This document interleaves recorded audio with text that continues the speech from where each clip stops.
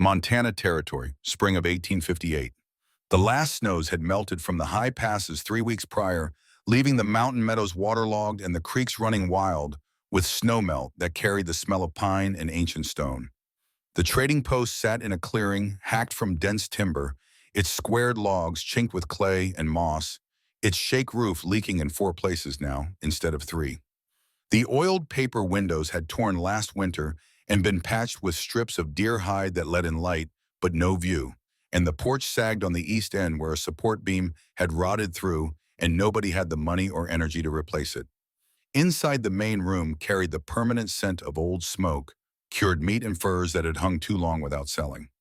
Once this place had been the hub of mountain commerce for 70 miles in any direction. Trappers brought their beaver pelts through here. Traders stopped on their way to Fort Benton. Wagon trains bound for Oregon or California would rest and resupply, paying good money for flour and coffee and ammunition. Thomas Hartwell had run a tight operation in those days, fair in his dealings and sharp in his trading. The post had prospered. The family had prospered. Then Thomas Hartwell froze to death 4 winters back, drunk and confused, wandering off into a January blizzard after a night of whiskey that had started as one drink to warm his bones and ended as a bottle to drown something nobody could name. They found him 2 days later, stiff as a plank, not 70 yards from the cabin door. The irony wasn't lost on anyone. A man who'd survived Blackfoot raids and grizzly attacks done in by his own demons in a bottle. Since then, everything had gone to hell in a slow grinding slide. Catherine Hartwell tried to hold it together, but she was no trader. The beaver market had collapsed anyway, silk hats replacing felt back east. The wagon trains took newer routes. The post was dying by inches, and everyone who passed through could see it in the dusty shelves in the empty storage room, in the way Catherine's face had gone tight and gray with worry that never left her. In that rough frontier world caught between survival and collapse lived Catherine's 2 daughters, different as fire and ice, different as gold and iron. Rose the younger at 23 moved through that rough world like she was floating through a St. Louis ballroom. Blonde as September wheat with cornflower blue eyes and a figure that made even grizzled trappers lose their train of thought mid-sentence. She'd somehow maintained an air of Eastern refinement despite growing up on the raw frontier like she'd been born into the wrong life and never quite accepted it. Her dresses, though simple by city standards, were always the finest they could afford, always fitted just so, always in colors that made her shine like morning sun on new snow. She had a laugh like honey dripping off a spoon sweet and calculated to land exactly where she aimed it. Every trapper, trader, and drifter who passed through fell a little bit in love with Rose Hartwell. She collected their admiration the way other women collected firewood, necessary fuel for getting through hard times. She knew her value in a territory where unmarried women were scarcer than honest poker games and twice as valuable. Her beauty was her currency, and she spent it wisely, never giving too much, always leaving them wanting more. Then there was Emma. Emma Hartwell was 27 years old, and most of the territory had written her off as a spinster 3 years ago. Nobody quite remembered if she'd been pretty as a child before the accidents and hard living had left their marks. A dark birthmark, roughly the size and shape of a thumbprint, shadowed her left cheek. It wasn't hideous, but it was noticeable. The kind of thing eyes caught and then slid away from, embarrassed. Her walk carried a permanent hitch, a slight drag of her right foot from a rattlesnake bite when she was 9 years old. The venom hadn't killed her, but it had withered the muscles in her calf, leaving her with a limp that got worse when she was tired or the weather turned cold. In April, with the ground still damp and the morning air sharp, she limped more than she walked. Her brown hair, the color of creek water over stone, stayed pulled back in a simple braid or bun. No ribbons, no adornments. She had her father's gray eyes, the color of storm clouds over the mountains, and they looked at the world with a kind of quiet resignation. Not bitterness exactly. More like she'd already made peace with her lot and found it wanting but acceptable. There was no fight in those eyes, just acceptance. This is what I am. This is what I have. It will have to be enough. While Rose held court in the main room entertaining visitors and practicing her charms, Emma did the real work that kept the post running. She tended the root cellar, organized and preserved their meat supply, grew medicinal herbs in a patch she'd cleared behind the post, kept the account books in her careful script, and managed the endless tasks of frontier survival that nobody noticed until they weren't done. She could butcher a deer, set a snare line, identify 100 different plants and their uses, and shoot well enough to keep the meat pot filled when her mother couldn't afford to hire hunters. Her dresses ran to practical gray wool and faded calico patched and repatched, made for work, not show. She didn't expect to be noticed and generally wasn't. She'd learned early, watching Rose bloom while she faded into the background, that when the sun decides who to shine on shadow is where you learn to make your home. And she'd made a good home there in that shadow. Useful, capable, invisible. Catherine Hartwell knew the brutal arithmetic of their situation. The trading post was bleeding money like a gut-shot elk. The furs piled in the storage room weren't selling. The shelves of trade goods gathered dust. The debts Thomas had left behind grew like weeds every month, and the bank in Helena was making noises about foreclosure. She had maybe 6 months a year, if she was lucky, and the winter was mild before she'd lose everything. The post, the land, the roof over their heads. All of it would go to pay what Thomas had owed. Her only real asset, her only hope of salvation, was marrying one of her daughters to a man with means. In the harsh calculus of frontier survival, Rose was the obvious investment. Beautiful, charming, young enough to bear many children. She was the golden ticket the way out. Emma was useful around the place, but no man's prize. Catherine loved both her daughters in her way, but love didn't pay debts or put food on the table.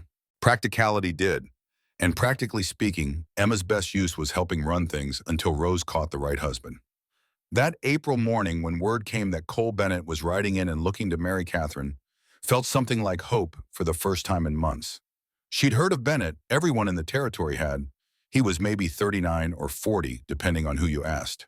He ran trap lines from the Rockies all the way to the Bitterroots, traded with the Crow and Shoshone, and owned a profitable operation up in the high country near the Madison River.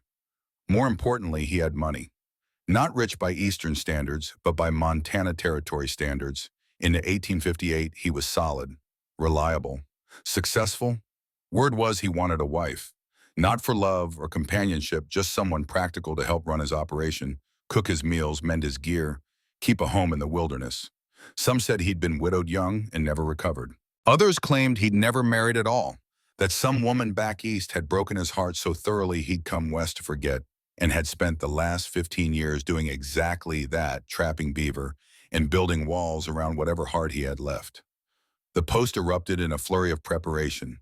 Catherine had their hired girl, Dawn, running a half-Shoshone woman of about 32 with quick hands and knowing eyes, sweep out the main room and scrub the plank table.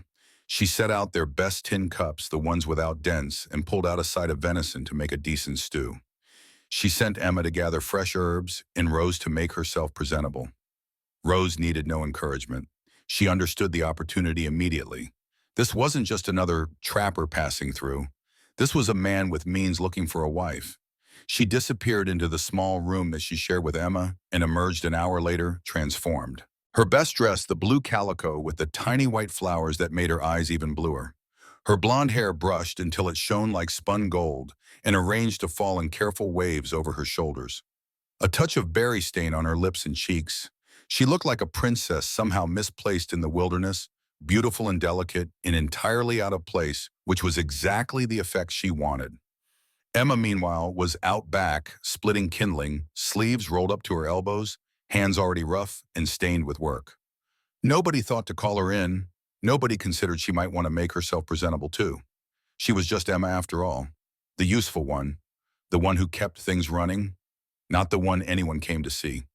Late afternoon they heard the horse, not the multiple horses of a pack train or the rattle of a wagon, just one horse steady and unhurried, the sound of hoofbeats carrying clear in the mountain air. Cole Bennett rode into the clearing on a rangy buckskin gelding, the kind of tough mountain horse that could go all day on sparse feed and bad ground.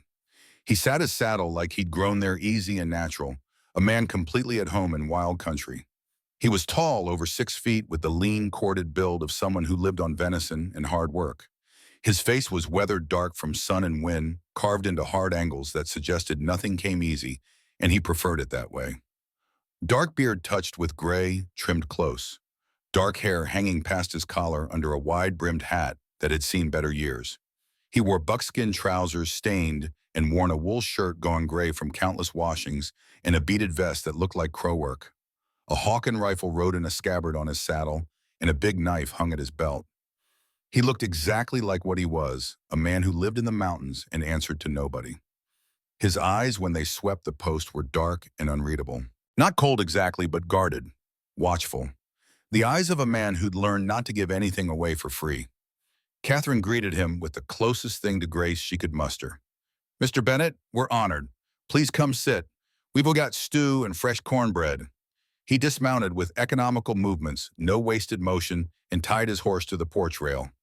"Ma'am."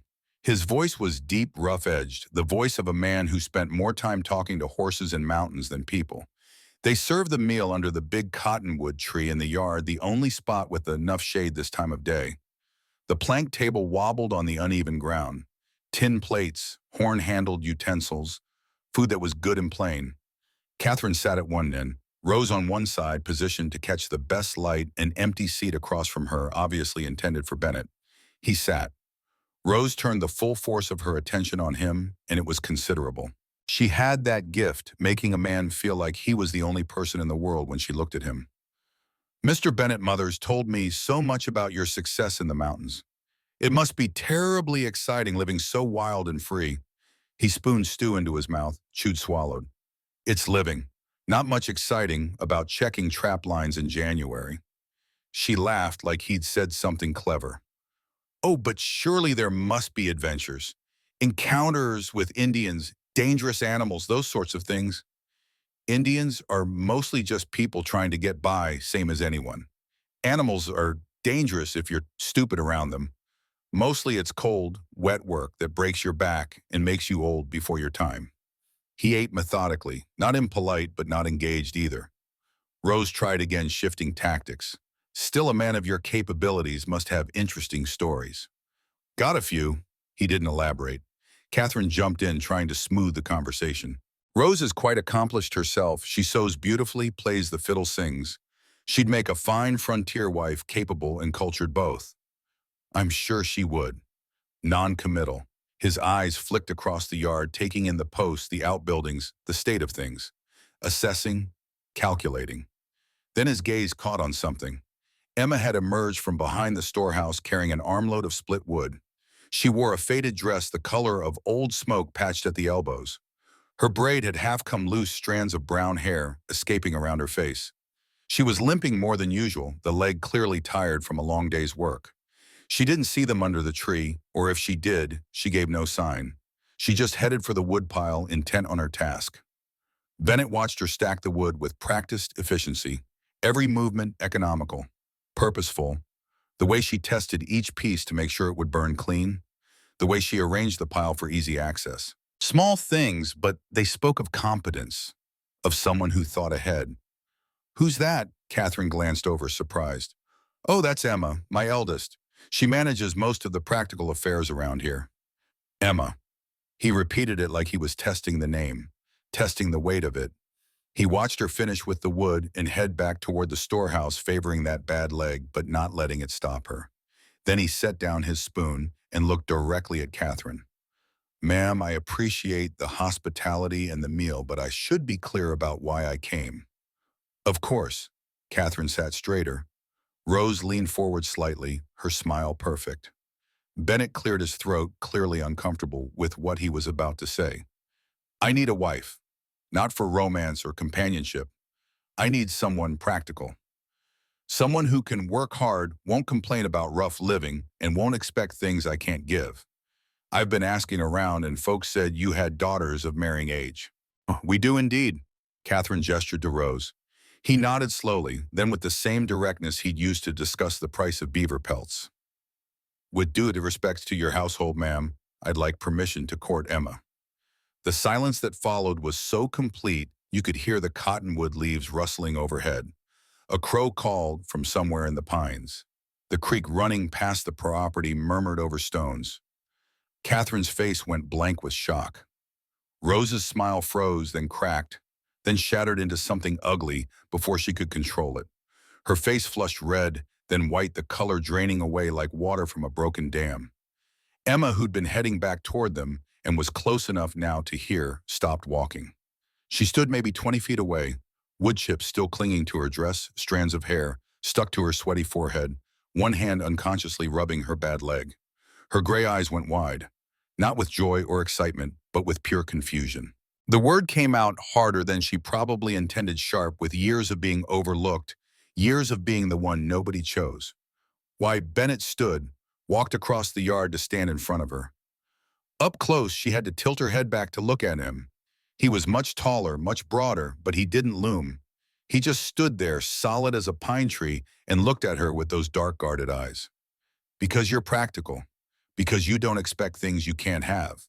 Because you work hard and don't quit. He hesitated, then finished. Because you're real. Not playing a part, just real. Emma stared at him. Around them, the world seemed to hold its breath. A breeze moved through the cottonwood. Somewhere that crow called again. She could feel her mother's shock. Rose's rage. The weight of a moment that would change everything. I'm not pretty. Her voice was flat, matter of fact. I limp. I've got this mark on my face. I'm 27 and nobody's wanted me yet. If you're looking for, I'm not looking for pretty.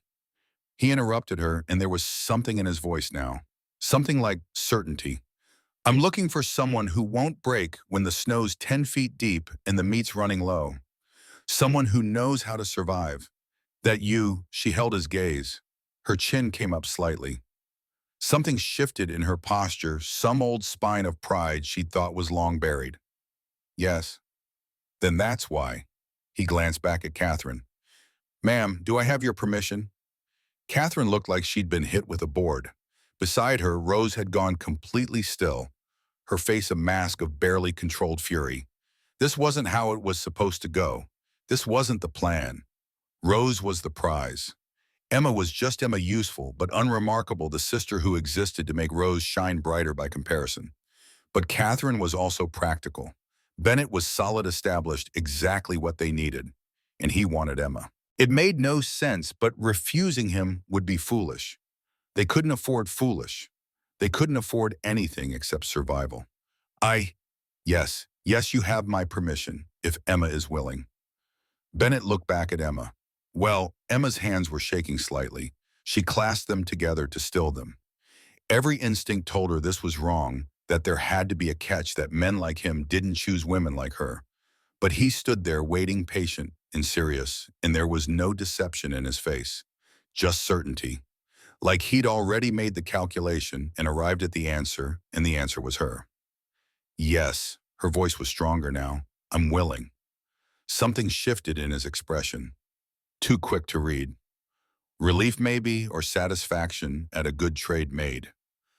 Good, I've got to check my lines, but I'll be back in 3 days. We can talk more then. He nodded to Catherine, ignored Rose completely. Gave Emma one more long look that seemed to see right through her skin to something underneath, something she'd forgotten was there. Then he mounted his buckskin and rode out just like that. No ceremony, no explanation. Just a mountain man who'd come for one thing, gotten it, and left. The three women stood in the yard as the sound of hoofbeats faded into the distance. Rose turned without a word and walked into the post, her back rigid with rage. The door slammed behind her hard enough to rattle the frame. Catherine stared at Emma like she'd never seen her before. Like her plain, limping, unmarriageable daughter had just performed some kind of magic trick. And Emma stood there in the cooling afternoon, wood chips in her hair, and her heart hammering against her ribs, wondering what in God's name had just happened and whether she'd made the biggest mistake of her life or been given the only chance she'd ever get. That night, sleep refused to come. Emma lay in the narrow bed she'd slept in her whole life, staring at the rough-hewn rafters barely visible in the darkness, listening to Rose's angry breathing from across the small room they shared. Her sister hadn't spoken a single word to her since Bennett left. The silence was louder than shouting would have been. It filled the room like smoke, thick and suffocating. Emma's mind spun like a mill wheel, grinding the same questions over and over. Why had he chosen her? It made no sense. Men didn't choose women like her. They chose women like Rose, beautiful and charming and whole. She was none of those things. She was marked, damaged, plain. The best she'd ever hoped for was maybe becoming some widower's second wife, someone to care for his children and keep his house while he remembered a dead woman he'd actually loved. But Cole Bennett had looked at her and seen something. What? She didn't know. Probably nothing good. Probably he just needed a workhorse, not a wife. Someone to scrub his floors and mend his clothes and warm his bed when the nights got cold, all without expecting affection or tenderness in return. The thought should have insulted her. Maybe it would have once. But Emma had learned to be practical about life. This was likely the only offer she'd ever get, and being a mountain man's drudge up in the high country was probably better than slowly starving at a failing trading post while watching her beautiful sister marry someone else. She must have slept eventually, because next thing she knew, gray dawn light was filtering through the deer-hide windows. Rose's bed was empty, which meant her sister had risen before her for the first time in years, probably just to avoid having to look at Emma's face. Emma rose dressed and started the day's work. The fire needed building, coffee needed making, bread needed starting. The same tasks she'd done every morning for as long as she could remember, but now they felt different somehow. Like she was performing them for the last time. Like everything was about to change, and she couldn't decide if that terrified her or thrilled her or both at once. Catherine came out when the coffee was ready. She gave Emma a long, measuring look, but said nothing at first. Just accepted the cup Emma handed her and stood by the window staring out at the yard where just yesterday everything had been simple and terrible in the familiar ways. Finally, you understand what you agreed to. I agreed to let him court me, not to marry him. He'll expect marriage. Men like that don't court for fun. I know. What would you have had me say? Catherine was quiet for a long moment. Then carefully, I'd planned for Rose. I know that too. Emma kept her voice even. No accusation in it, just fact. Rose was the plan. Rose had always been the plan, but Bennett hadn't asked for Rose. Do you know why he chose you? No idea. Emma poured her own coffee. But I'm not fool enough to question it too close. Maybe he'll change his mind before he comes back. He didn't. 3 days later, right when he'd said, Cole Bennett rode back into the clearing. This time he didn't stop at the main post. He rode around back to where Emma was working in her herb garden, pulling early weeds and checking what had survived the winter. She heard the horse, looked up, and there he was sitting easy in the saddle looking down at her. Need to talk, by way of greeting. No preamble. Emma stood brushing dirt from her hands. All right. Somewhere private. She led him down to the creek out of earshot of the post. The water ran high and fast snowmelt, making it dangerous. They stood on the bank, and for a long moment, neither spoke. A dipper bird worked the rocks, dunking and popping up, going about its business like their presence didn't matter at all. Finally, Bennett broke the silence. I don't deal in pretty words or false promises, so I'm going to lay this out plain. Please do. Emma kept her eyes on the creek, not him. Safer that way. I live rough. Cabins, one room, maybe 14 by 16 feet. No neighbors for 20 miles. Winters are hard, summers are short. I'm gone sometimes for weeks running trap lines. The work's endless, and most of it's heavy. It's lonely up there, and it's dangerous. Bears, wolves, storms that come up out of nowhere. One mistake can kill you. I understand. I don't think you do. His voice was harder now. I'm not offering you comfort. I'm not offering you safety. I'm barely offering you survival. She turned to face him then, her gray eyes steady. What are you offerings? He met her gaze. Partnership, respect, honesty, a share in what I build. Protection best I can give it. He paused. Something shifted in his face. But not love. I can't offer that. Won't lie and say I can. Because you don't have it to give. Because I gave it once and it near killed me. The words came out harsh.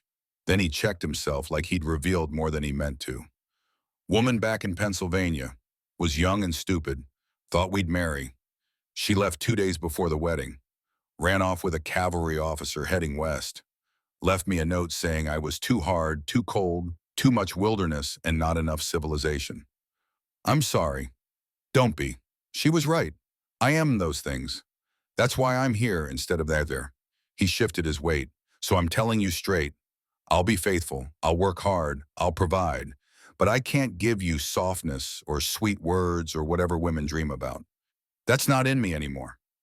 Oma was quiet for a long moment, watching the creek rush past. Then she said in a voice that was both gentle and brutal in its honesty, I've been invisible my whole life. My mother loves Rose more, though she'd never say it out loud. Men look past me to get to her. I've made my peace with being second choice or third or no choice at all. So you being honest about not loving me, that doesn't hurt, Mr. Bennett. What would hurt is you pretending something you don't feel. He looked at her like he was seeing her properly for the first time. You're tougher than you look. Have to be. Weak things don't survive out here. No, they don't. A bird called from the trees. The creek sang over stones. The moment stretched between them. So, Bennett said, you still willing? If I say yes, what happens next? I court you proper, come by regular for a few weeks. Let you see more of who I am. Let me see more of you. If we still suit after that, we marry. Simple ceremony, nothing fancy. Then you come up to my place and we start building a life. And if we don't suit, then we call it off. No hard feelings. Emma almost smiled. No hard feelings. That's a fair offer, Mr. Bennett. Cole. If we're doing this, you call me Cole. Emma. I know. The way he said it like her name was something worth remembering made something in her chest go warm. Then yes, Cole. I'm still willing. He nodded once, satisfied. Then he did something unexpected. He reached into his shirt and pulled out a small piece of paper folded careful and handed it to her. Read that when you're alone. I'm better at writing than talking. Then he mounted up and rode off, leaving her standing by the rushing creek with a piece of paper clutched in her hand. She waited until he was out of sight before she unfolded it. The handwriting was rough but clear, the letters formed with obvious effort by a man unused to writing anything but supply lists and account tallies. Your absence bothers me more than your presence should. I don't understand it, but it's true. CB Emma read it 3 times. Then she folded it carefully and tucked it in her pocket against her heart and walked back to the post with something very much like hope blooming in her chest for the first time in longer than she could remember. The courting, if you could call it that, was unlike anything Emma had ever imagined. Not that she'd imagined much. By 27, she'd long since stopped entertaining fantasies about romance or marriage. Those were Rose's territory, Rose's dreams. Emma had made her peace with being useful instead of wanted. But Cole Bennett came by every 3 or 4 days, always with purpose, never just to visit. He'd bring meat from a hunt, a haunch of elk, or strings of cleaned rabbits. He'd check if they needed anything from Fort Benton. He'd help repair the leaking roof or shore up the sagging porch, his hands knowing exactly what to do with hammer and nails and weathered wood. He wasn't romantic, but he was reliable as sunrise. They'd talk while they worked. He'd split wood while she hung the laundry. She'd pack supplies while he checked his horse's shoes. Conversation came easier when hands were busy, when you didn't have to look directly at each other and feel the weight of what you were building. He told her about life in the high country, the rhythms of the seasons, how winter up there wasn't the same winter they had here at the post, but something deeper, more absolute, the kind of cold that made your breath freeze in your lungs, the kind of silence that could drive some men mad and make others sane.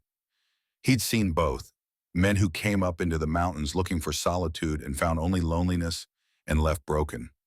Men who came up looking for nothing and found everything. She told him about managing the post, the tricks of preserving food through winter, how to can venison so it didn't go rancid, which roots stored longest, the medicinal uses of plants he'd walked past 1,000 times without seeing, yarrow for bleeding, willow bark for pain, wild onion for infections. The mountains were full of medicine if you knew where to look. One afternoon, maybe a week into the courting, she was showing him her herb garden. Small plot behind the storehouse, protected from wind by the building's bulk. Not much, but she'd coaxed life from the rocky soil. Comfrey and feverfew sage and wild mint transplanted carefully from the woods. You know a lot. He crouched beside the feverfew, touching the leaves carefully like they might break. Where'd you learn it? Books mostly. My father had some medical texts, and from Dawn running. She knows more about healing plants than any white doctor. You read Latin? He looked surprised, the first real expression she'd seen break through that weathered stillness. Some. Enough to puzzle out the plant names. Father taught us, both me and Rose. She hated it. I liked it. What else you like? The question caught her off guard. Nobody had asked her that in years. Maybe ever. I don't know. She stood brushing dirt from her hands. Growing things, solving problems, making order out of chaos. What about you? He thought about it, really thought like the question mattered. Silence, mountains, watching weather roll in, a good horse, coffee so strong it fights back. She laughed, quick and surprised. It felt strange laughing. She didn't do it often. The sound came out rusty like a door hinge that hadn't been oiled in years. He looked at her when she laughed, really looked, and something in his face softened just slightly. You should do that more. What laugh suits you? The words settled around her like a warm shawl on a cold morning. Nobody had ever said anything suited her before. The plain sister, the limping sister, the useful one, but Cole Bennett said laughter suited her, and the way he said it made her believe he meant it. The gifts started appearing without explanation. Small things, but they felt enormous. A doeskin pouch with her initials burned into the leather. E.R. Emma Rose Hartwell. She found it on the porch railing one morning, the leather soft and perfectly cured, the stitching tight and even. Inside, a handful of coffee beans. Real coffee, not the chicory they'd been cutting it with to make it last. A small knife with a good edge perfect for her herb work. The handle was wrapped in thin leather strips, the blade sharp enough to split a hair. She found it on the table in the herb garden, resting on a flat stone like an offering. A length of red ribbon, the first pretty thing anyone had given her in years. Maybe the first pretty thing anyone had given her ever. She found it tied to the post beside her bed, and when she held it up, the color was like blood, like sunset, like something alive. He never mentioned them, never waited around to see her find them, just left them where she'd discover them and rode away like he was embarrassed by his own generosity. She responded in kind, left things in his camp when he wasn't there. Bread still warm from the oven wrapped in cloth. Socks she'd knit from wool she'd spun herself thick and warm. His torn shirt, which he'd left draped over his saddle one day, mended so carefully you could barely see the repair unless you knew where to look. They were building something, slowly like birds building a nest one twig at a time. Not love, maybe. Neither of them had said that word, and she suspected neither of them would. But something solid, something real. A foundation you could stand on when the ground started to shake. Rose watched it all with mounting fury. She'd started making cutting remarks.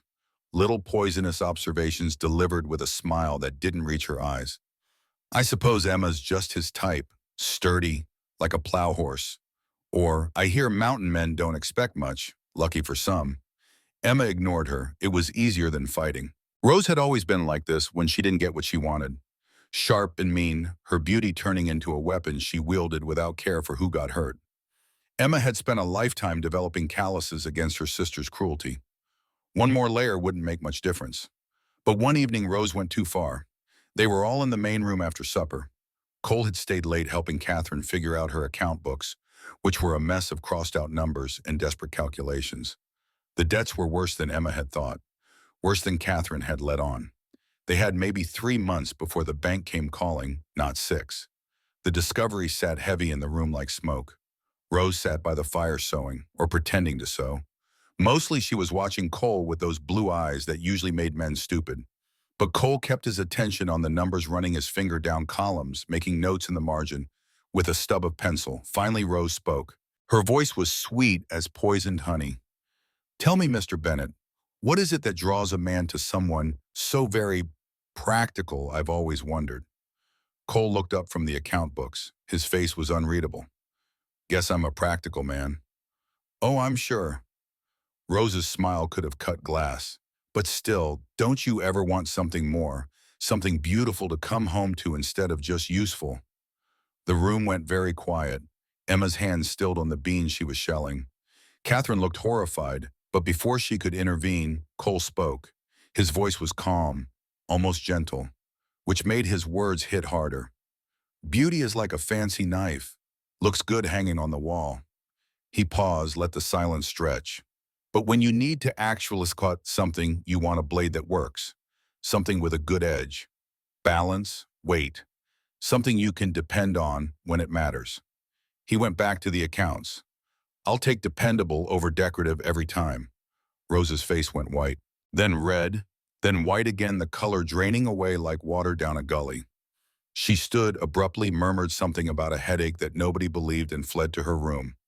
The door didn't quite slam, but it closed hard enough to make the point. Catherine excused herself quickly after probably to deal with Rose's tantrum, probably to try and salvage something from the wreckage of her plans. Emma and Cole were left alone in the firelit room. Just the two of them, and the crackling wood, and the mountain night pressing against the walls. You didn't have to do that, Emma spoke quietly, not looking at him. Do what? Defend me. Wasn't defending, was stating fact. He closed the account book. Your mother's deep in debt. Post won't last another winter without a miracle. Emma wasn't surprised. She'd seen the signs, the empty shelves, the desperate calculations, the way Catherine's face had gone tight and gray with worry that never left. I know. She was counting on Rose to marry well. I know that too. Emma met his eyes across the table.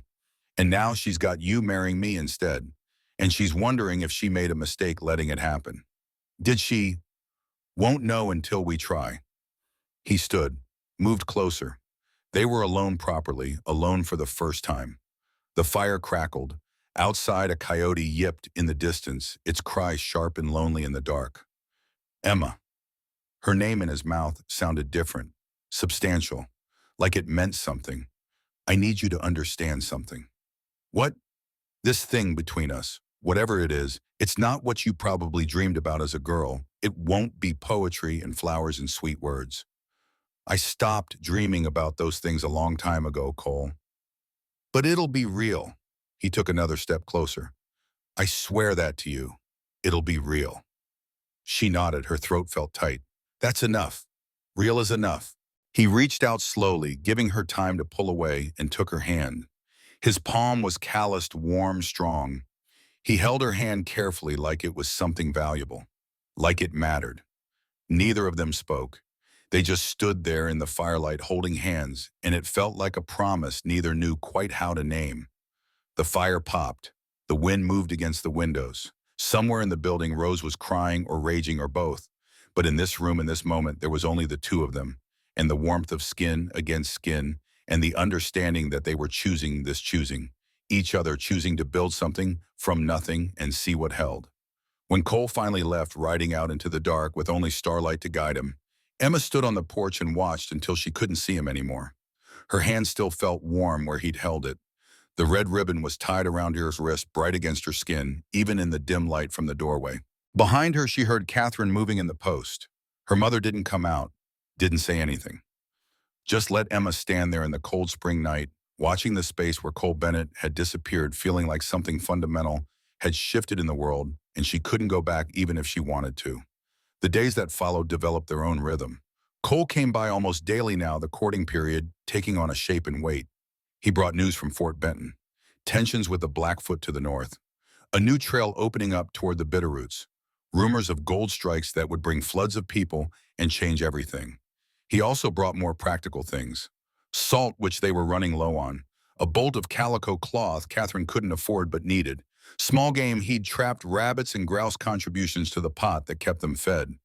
Emma noticed he never brought these things directly to Catherine, always left them where Emma would find them, like he understood the delicate politics of charity, making it look like Emma had provided, not him, letting her maintain dignity in her mother's eyes. One afternoon, he showed up with an antelope carcass slung over his pack horse, already gutted and cleaned, ready for butchering. Emma was out back working on the woodpile, swinging the axe with steady practice of the strokes. Her bad leg was aching, had been all morning, the old injury complaining about the damp spring weather. But the wood needed splitting, and nobody else would do it. Cole dismounted, tied both horses, and watched her for a moment. She could feel his eyes on her, but didn't stop working. Didn't want him to think she couldn't handle it. Didn't want to seem weak. After 3 more logs, he spoke. Show me how you do that. She paused, confused. Split wood. The stance, you're favoring the left side, compensating for the leg. She flushed, embarrassed that he'd noticed the hitch in her movements. Works well enough. Didn't say it didn't work. Said show me. So she did. Demonstrated how she'd learned to shift her weight, use her good leg for power, and let the bad one just provide balance. It wasn't pretty, but it got the job done. He nodded, taking it in. Then he picked up the axe. Try this. He showed her a different stance, one that put even less strain on the bad leg. More weight on the upper body using gravity, and the axe's momentum instead of pure leg drive. He split 3 logs to demonstrate the movement's fluid and efficient, then handed her back the axe. She tried it his way. It felt awkward at first, unfamiliar, but after a few strokes she felt the difference. Less pain in the leg, more power in the cut. Better? His voice was close behind her. Not touching, but near enough that she could feel his presence like heat from a fire. Better. Good. He moved away, started unloading the antelope. Where you want this? They spent the next 2 hours butchering the animal together. Emma knew her way around a carcass, but Cole knew tricks she didn't. How to separate the backstrap without wasting meat. How to save the hide so it could be tanned properly. How to crack the bones to get at the marrow, which made the best soup. They worked in comfortable silence, broken only by occasional instructions or questions.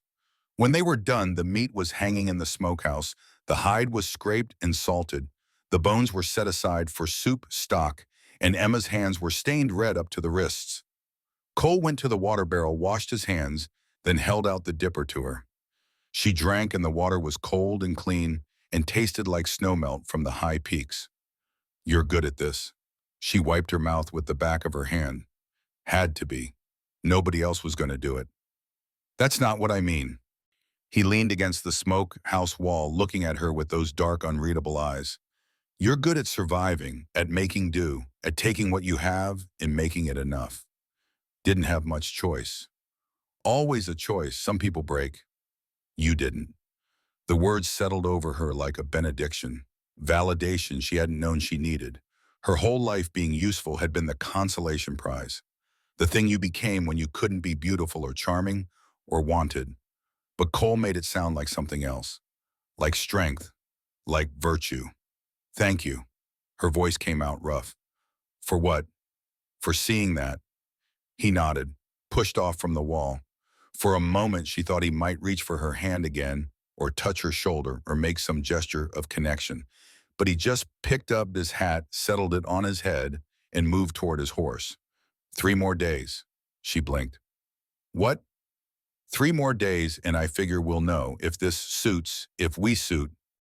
He swung into the saddle. Think on it, make sure, because after that, if you say yes, I'll want to make it permanent. Then he rode off, leaving her standing by the smokehouse with blood under her fingernails and hope beating wild in her chest. The next 3 days crawled by like wounded animals. Rose stopped speaking to Emma entirely. Would leave a room when Emma entered. Would eat meals in stony silence, her face a mask of barely controlled rage. Catherine tried to smooth things over, tried to convince Rose that maybe Emma marrying well would help save the post, would help all of them. But Rose wasn't interested in logic. She was interested in what she'd always been interested in, being chosen, being wanted, being the center of every man's attention. Emma had taken that from her, had stolen the one man who'd come looking for a wife and had the means to be worth marrying. It didn't matter that Cole had never wanted Rose. It didn't matter that Emma hadn't done anything to attract him. All that mattered to Rose was that for once the plain sister had won and she couldn't stand it. Dawn running watched it all with knowing eyes. One morning while Emma was helping her wash clothes in the big tub out back, the older woman spoke. Your sister has spent her whole life being the sun. Now you are the sun, and she does not know how to be the moon. Emma scrubbed the shirt against the washboard, working out the stains. I never wanted to be the sun. No, which is why you deserve to be. Dawn running wrung out a sheet, her strong hands twisting the water free. The man sees you, really sees. That is rare. Do not let your sister's anger make you doubt what you have. I don't know what I have. You have a man who chose you when he could have chosen anyone, who looked past beauty to find something deeper. That is everything. She hung the sheet on the line, smoothing it with careful hands. Your sister will survive. She always has. Pretty women always do. But you have survived without being pretty. That takes a different kind of strength. He recognizes that strength. He needs it. The words stayed with Emma through the rest of the day, into the evening, into the next morning. She turned them over and over, examining them from every angle, trying to believe they were true. Cole came by on the second day. Didn't stay long. Just brought coffee beans, real ones, a whole pound in a cloth sack. Handed them to Emma without ceremony. So you don't run out. Then he left, and Emma stood holding the coffee like it was gold, like it was proof that someone was thinking about her, planning for her, making sure she had what she needed. The third day arrived bright and clear, the kind of spring day that made you believe winter was truly over, that warmth and growth were possible, that things could change for the better. Emma woke early, washed carefully, braided her hair and pinned it up neat, wore her second best dress, the gray wool that was patched but clean. She didn't know what to expect. Didn't know if Cole would ask her today or wait. Didn't know what she'd say when he did. Except she did know. She'd known since the first day when he'd looked at her and said, "Because you're real." She'd known since the gifts started appearing. She'd known since he'd held her hand by the firelight and promised her something real. She'd say yes. He arrived mid-morning riding the buckskin at an easy pace. But this time there was something different about him. A tension in his shoulders, a set to his jaw. He dismounted, tied the horse, and came straight to where Emma was sweeping the porch. "Walk with me." Not a question. She set down the broom and followed him past the post, past the outbuildings, down to the creek where they'd had their first real conversation. The water was lower now, the spring melt starting to ease. The banks were green with new grass. He stood looking at the water for a long moment. Emma waited. She'd learned that Cole Bennett didn't rush his words. When he spoke, it was because he'd thought it through and decided it was worth saying. Finally, Preacher came through Fort Benton yesterday. Circuit rider named Stone. He's headed this way, passing through on his way to settlements further west. Should be here by tomorrow, maybe next day. Emma's breath caught. She understood what he was saying, what he was asking without asking. "I see. We could marry when he comes through. Simple ceremony. Then you'd come with me up to my place and we'd start this life we've been talking about." He turned to face her. "Or we could wait, keep courting, give it more time, make sure." "Do you need more time?" "No." The word was absolute, certain, like a door closing or a foundation settling. "Do you?" Emma looked at him, really looked. At the weathered face and the dark eyes and the hands that could butcher an antelope, or mend a shirt or hold hers carefully in the firelight. At the man who'd chosen her when he could have chosen anyone. Who'd looked past the birthmark and the limp and the plainness to see something worth keeping. "No, I don't need more time." "Then when Stone gets here, we marry." "Yes." Something shifted in his expression. Relief maybe, or satisfaction, or something deeper that he'd never put into words. "All right then."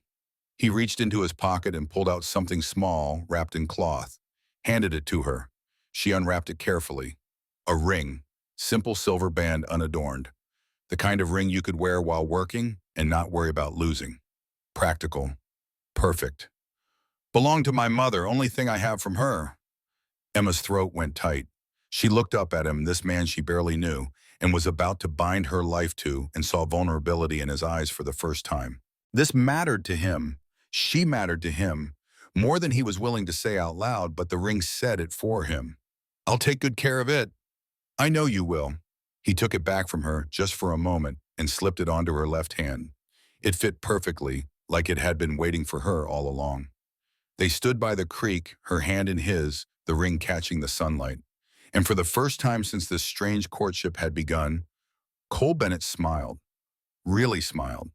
The expression transformed his face, softened the hard angles, and Emma felt something in her chest crack open like ice in spring. 2 days later, Reverend Stone arrived at the trading post. He was a circuit rider, lean as a whip and weathered as old leather, with a Bible held together by faith and rawhide laces. He traveled alone, carrying the word to settlements and trading posts and mining camps scattered across hundreds of miles of wilderness. He'd been doing it for 20 years, and it showed in every line of his face, every callus on his hands. He arrived around noon, his horse tired, looking for a meal and a place to sleep before pushing on. Catherine fed him stew and cornbread, and Emma saw her mother's eyes calculating, saw her realize what was about to happen. Cole arrived an hour later, rode in with purpose, dismounted, and spoke to Reverend Stone directly. "I'd like you to perform a marriage, today if you're willing." Stone looked from Cole to Emma, who'd come out of the post when she heard voices, her heart suddenly racing. "Today? You'll be gone tomorrow. Won't be another preacher through for months." Stone studied them both. Emma could see him taking in the age difference, her limp, the practical clothes, the absence of flowers or fancy dress, or any of the trappings usually associated with weddings.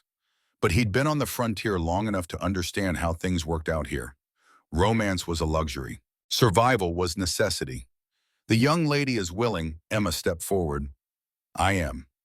And you're of age, not coerced. I'm 27 and nobody's forcing me. Stone nodded slowly. Then I'll do it. God's work doesn't wait for perfect circumstances.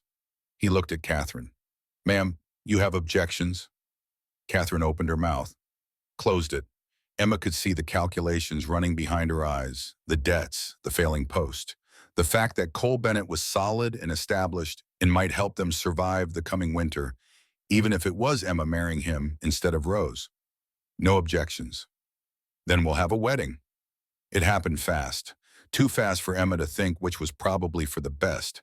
If she'd thought too hard, she might have panicked, might have realized what she was doing, binding her life to a man she'd known for 3 weeks, leaving everything familiar, heading up into the high country, where one mistake could kill you and loneliness could drive you mad. But she didn't think. She just moved.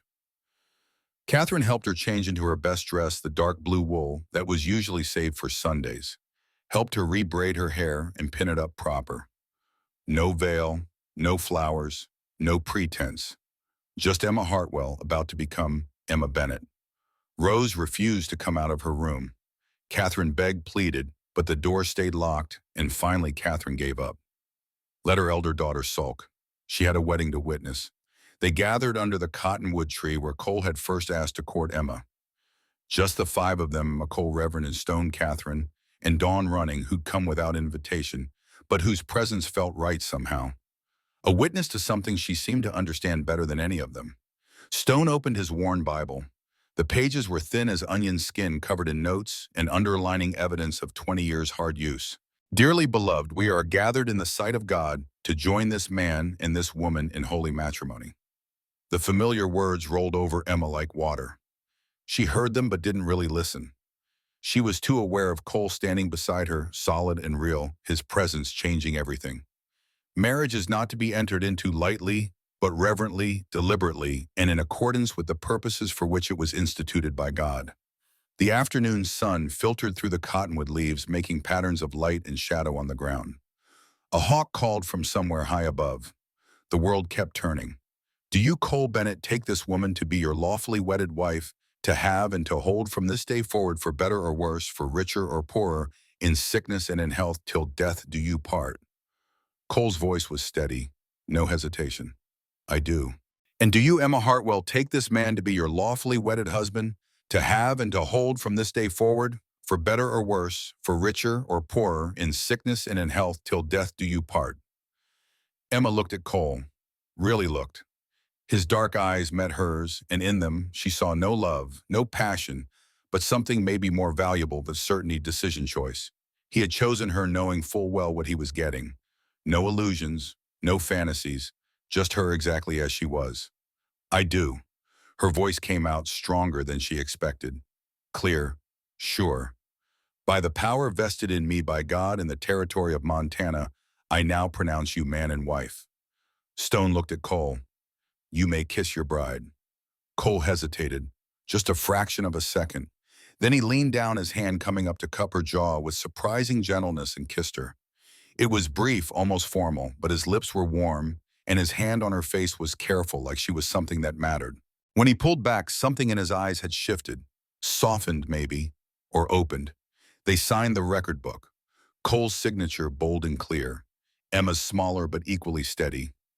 Catherine hugged Emma, briefly whispered, "Make him happy," in her ear, which was as close to a blessing as she was going to get.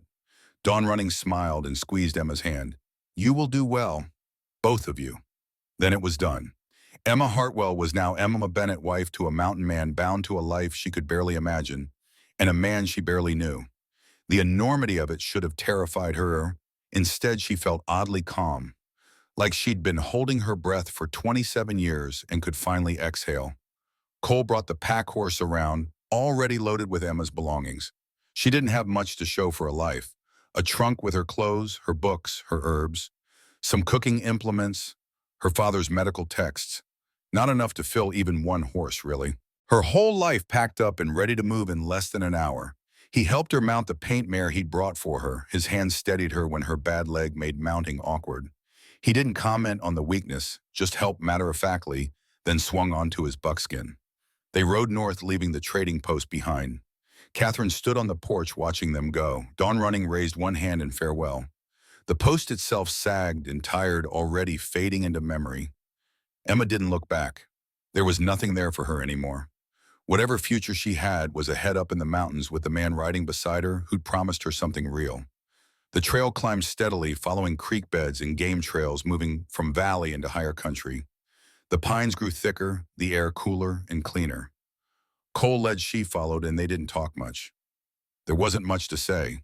They both knew what this was: a practical arrangement, a partnership for survival. Not romance, but something maybe more durable. They rode for 4 hours, climbing higher with each mile. The mountains closed in around them, massive and indifferent. Emma had never been this far from the post, this deep into wild country. It was beautiful and terrifying in equal measure. No roads, no neighbors, just wilderness stretching in every direction, and somewhere in that wilderness, a one-room cabin that was now supposed to be home. The sun was starting its descent toward the western peaks when they came around a bend in the trail, and there it was. A high meadow, maybe 6 acres of grass surrounded by dense timber. A creek ran clear and cold along one edge, the water singing over smooth stones. The cabin sat in the center, backed against the trees for wind protection. Small, rougher than Emma had expected, but solid. Maybe 14 feet by 16, built from squared logs chinked tight with mud and moss. A stone chimney rose from one end, already smoking. The roof was shake shingles, weathered but intact. One real glass window, a luxury this far out, and a door made of thick planks. A covered porch across the front, just deep enough to keep the rain off. Behind the cabin, a lean-to for the horses, a small smokehouse, a root cellar dug into the hillside.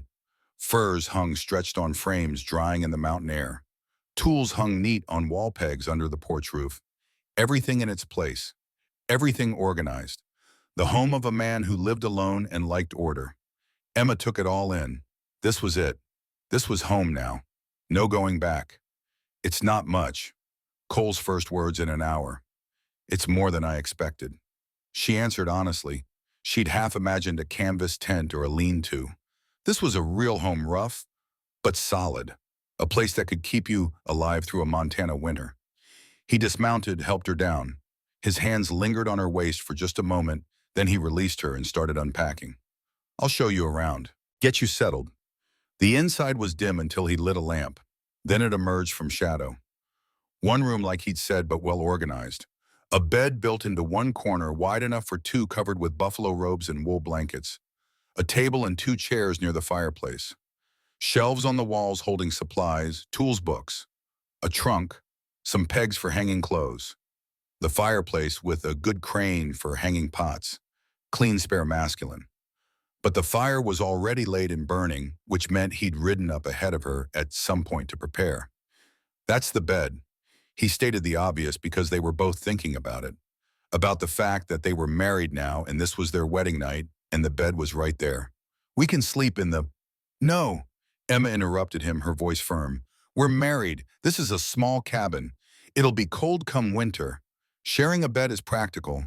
Nothing more. He studied her face, looking for something. Whatever it was, he must have found it because he nodded. All right, if you're comfortable with it. I'm comfortable with being practical. The corner of his mouth twitched. Might have been a smile. I'm noticing that about you. They settled into an awkward routine for the rest of that first evening. He showed her where everything was, how the cabin was organized, what needed doing. She unpacked her things, finding places for her belongings in this space that was now hers. They moved around each other carefully, like 2 animals sharing territory for the first time. Wary, but not hostile. She made supper from the supplies he had. Venison stew because it seemed safe and she knew how to make it well. Cornbread, coffee. They ate in near silence, both exhausted from the day, from the changes, from the weight of what they'd done. When full dark came, they faced the inevitable. The bed. Cole banked the fire while Emma changed into her nightdress behind a blanket he'd hung for privacy. Then she climbed into bed, staying far to one side, leaving him plenty of room. The buffalo robes were soft, the blankets warm. The bed itself was comfortable, better than what she'd had at the post. She heard him moving in the darkness, the rustle of clothes being removed. Then the bed shifted as he climbed in on the far side. They lay there, a careful foot of space between them both, rigid as fence posts, staring up at the dark rafters. The silence stretched. Outside, a wolf howled from somewhere close, its cry rising and falling like a question with no answer. Another wolf answered from further away. Emma had heard wolves before, but never this close, never while lying in a strange bed, in a strange place with a man who was her husband, but also a stranger. Emma, his voice in the darkness. Yes. Thank you. For what? For saying yes, for coming here, for not making this harder than it has to be. She thought about that, about all the ways this could have gone wrong, about Rose's rage and Catherine's disappointment and the fact that she was 27, and this was her first and probably only chance at something that looked like a normal life. You're welcome, and thank you. For what? For choosing me. I know it doesn't make sense to most people, but it makes sense to me. Makes sense to me too. They lay there in the darkness, listening to the night sounds, the creek murmuring, the wind in the pines, an owl calling from somewhere close. Slowly and perceptibly, they both relaxed. The space between them stayed, but it didn't feel as vast, and eventually exhausted from the long day they both slept. Emma woke once in the deep night. The fire had burned down to coals barely glowing. She could hear Cole's breathing slow and steady. At some point in sleep, they'd both shifted closer to the center of the bed. Not touching, but near enough that she could feel his warmth. It was oddly comforting not being alone in the darkness. She lay there for a few minutes, then drifted back to sleep. And if by morning they'd shifted even closer, neither of them mentioned it. Days fell into rhythm faster than Emma expected. Cole was up before dawn checking his trap lines, or hunting, or doing the 100 tasks of mountain living. She woke when he did make coffee, while he built up the fire, prepared something for him to eat. They'd have breakfast together, not talking much. Then he'd head out. While he was gone, Emma worked. There was always work. She organized the cabin to her liking, rearranging things slightly to make them more efficient.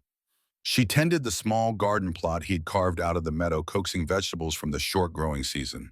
She hung herbs to dry mended clothes, kept the fire going, prepared meals. It was hard work, constant work, but it was hers in a way nothing had been before. And she was good at it. Better than Cole expected, she could tell. He'd come back from a day on the trap lines to find his torn shirt mended so skillfully you couldn't see where the rip had been. Or his coffee, already made exactly the way he liked it. Or the evening meal ready and waiting, something more elaborate than the simple fare he'd been making for himself for years. He didn't say much, but she'd catch him looking at her sometimes with an expression she couldn't quite read. Surprise, maybe. Or reassessment, like he was realizing he'd gotten more than he bargained for. The physical distance between them stayed constant for the first 2 weeks. Polite, respectful, careful. They shared the bed but didn't touch. Worked side by side but didn't linger. It was like they were both waiting for something, though neither could have said what. One morning, maybe 10 days after the wedding, Emma woke to find Cole already up and dressed, standing by the window. Something in his posture was different. Tense. What is it? She sat up, pushing hair out of her face. Storm coming. Big one. She moved to the window, looked out. The sky to the west was dark bruised purple and black clouds boiling over the peaks. The air had that electric feel, that sense of pressure building. How long? Maybe 2 hours, maybe less. His voice was clipped, efficient. Need to get the horses in, secure everything, make sure we've got enough wood. They worked fast. Emma had learned in her years at the trading post how to read weather, how to prepare for a blow. But this was different. This high-up storms were meaner. The wind could rip a roof off if it wasn't secured properly. The cold could drop 30 degrees in an hour. You could die if you weren't ready. She helped him lead the horses into the lean-to, making sure they had feed and water. Helped him stack extra wood on the porch under cover. Brought in everything that might blow away. Checked the chimney, made sure it was drawing properly. Filled every container they had with water from the creek, because once the storm hit, they wouldn't be going out. By the time they were done, the wind was picking up. The pines were starting to sway. The temperature was dropping fast, that bone-deep cold that promised snow, even though it was only May. They got inside just as the first fat drops started to fall. Within minutes, it was a deluge. Rain hammered the roof like fists. The wind screamed around the cabin, finding every crack, every weakness. Lightning flashed so close the thunder was instantaneous, rattling the windows. Emma had seen storms before, but nothing like this. The violence of it was stunning. The cabin shook. The fire in the fireplace guttered and smoked as wind came down the chimney. Cole moved around the room, checking the shutters, making sure nothing was leaking, adjusting the fire to keep it drawing. Then the rain turned to hail. Chunks of ice the size of walnuts hammering down. The noise was deafening. Emma found herself moving closer to Cole without thinking about it, some primal instinct seeking safety near another human in the face of nature's fury. He didn't move away, just stood there solid and calm, like the storm was nothing he hadn't seen before, which it probably wasn't. The hail lasted maybe 20 minutes. Then it shifted back to rain, then to sleet, then to snow. Big, wet flakes that came down thick and fast. By noon, there were 3 inches on the ground. By evening, there were 8. A late spring storm, the kind that reminded you that winter never really left this high up, just took occasional naps. They were trapped inside. Couldn't go out. Couldn't check the horses. Couldn't do anything but wait. Emma cooked. Made stew from dried meat and root vegetables. Made biscuits in the Dutch oven. Made coffee strong and bitter, the way Cole liked it. They ate by lamplight while outside the storm raged. After supper, Cole pulled out a deck of cards, taught her to play poker. She picked it up fast, and within an hour she was winning more hands than she lost. He raised an eyebrow when she took another pot with a flush. "You sure you never played before?" "Never, but I'm good with patterns, probabilities." "That you are." He dealt another hand. They played until the lamp oil ran low. Then they banked the fire and went to bed, the storm still howling outside. The cabin was cold despite the fire, and without discussing it, they moved closer together in the bed. Still not touching, but sharing warmth. Practical. Emma lay there listening to the wind and the man breathing beside her, and thought about how strange her life had become. 2 weeks ago, she was the spinster daughter at a failing trading post. Now she was a wife living in a one-room cabin in the high country, trapped by a storm with a man she barely knew. And somehow, impossibly, she was happy. The storm lasted 3 days. By the second day, they had run out of things to keep them busy. The cabin was clean, the clothes were mended, the food was prepared. There was nothing to do but sit and wait and try not to get on each other's nerves. That's when Emma discovered Cole's books. She'd noticed them before, of course. A shelf of them, maybe 15 volumes. But she hadn't looked closely. Now trapped inside, she pulled one down. Shakespeare, The Tempest. She opened it, saw notes in the margins, passages underlined. Evidence of careful reading. "You read Shakespeare?" Cole looked up from the knife he was sharpening. "Some. Got them from a trader years back. Needed something to fill the winter nights." She pulled down another book. Homer, The Odyssey. More notes, more underlining. "You're educated." "Had schooling. Back in Pennsylvania. Before I came west." He tested the knife edge against his thumb. "Surprised?" "A little. People usually are. Think because a man lives in the mountains and trapped beaver, he must be ignorant." There was no bitterness in his voice, just statement of fact. "I think people make a lot of assumptions." Emma sat down with the book. "May I?" "They're your books now, too." So she read. And as she read, he worked on his gear, and they existed in comfortable silence, the storm raging outside the cabin, warm and safe inside. It was the most peaceful Emma had felt in years, maybe ever. That evening, as they were preparing for bed, Emma noticed Cole moving differently, favoring his left side. She watched him for a moment and then spoke. "You're hurt." "It's nothing." "Let me see." "Emma, Cole, let me see." He sighed, pulled off his shirt. There was a bruise on his ribs, deep purple and black, spreading across his left side like spilled ink. Emma sucked in a breath. "What happened?" "Horse kicked me 3 days ago before the storm. Was checking his hoof and he spooked." "Why didn't you say anything?" "Wasn't important." A bruise like that could mean broken ribs, punctured lung, That's not unimportant. She moved closer, carefully examining the injury. Her hands were gentle but firm, probing the ribs, checking for breaks. Cole winced but didn't pull away. Breathe deep. He did. No crackling sound, no indication of lung damage. I think you're lucky. Bruised but not broken. But you need to take it easy. No heavy lifting for a week. Can't do that. Got trap lines to check soon as this storm breaks. Then you do it carefully. And you tell me when you're hurt. Understand? She looked up at him, and their faces were close. Closer than they'd been since the wedding kiss. She could see the flecks of gold in his dark eyes. Could smell pine and wood smoke on his skin. Could feel the warmth radiating from him. For a moment, neither moved. Something hung in the air between them, unspoken and unnamed. Then Cole stepped back carefully and pulled his shirt back on. I'll tell you next time. Good. Emma's hands were trembling slightly. She clasped them together to still them. That night in bed, the space between them was smaller. Not gone, but smaller. And when Cole's breathing went deep and even with sleep, Emma lay awake for a long time, staring at the rafters, trying to understand what was happening between them. Trying to understand why a bruise on his ribs had made her heart race. Why the closeness of his face had made her breath catch. Why she was starting to care whether he was hurt or safe or happy.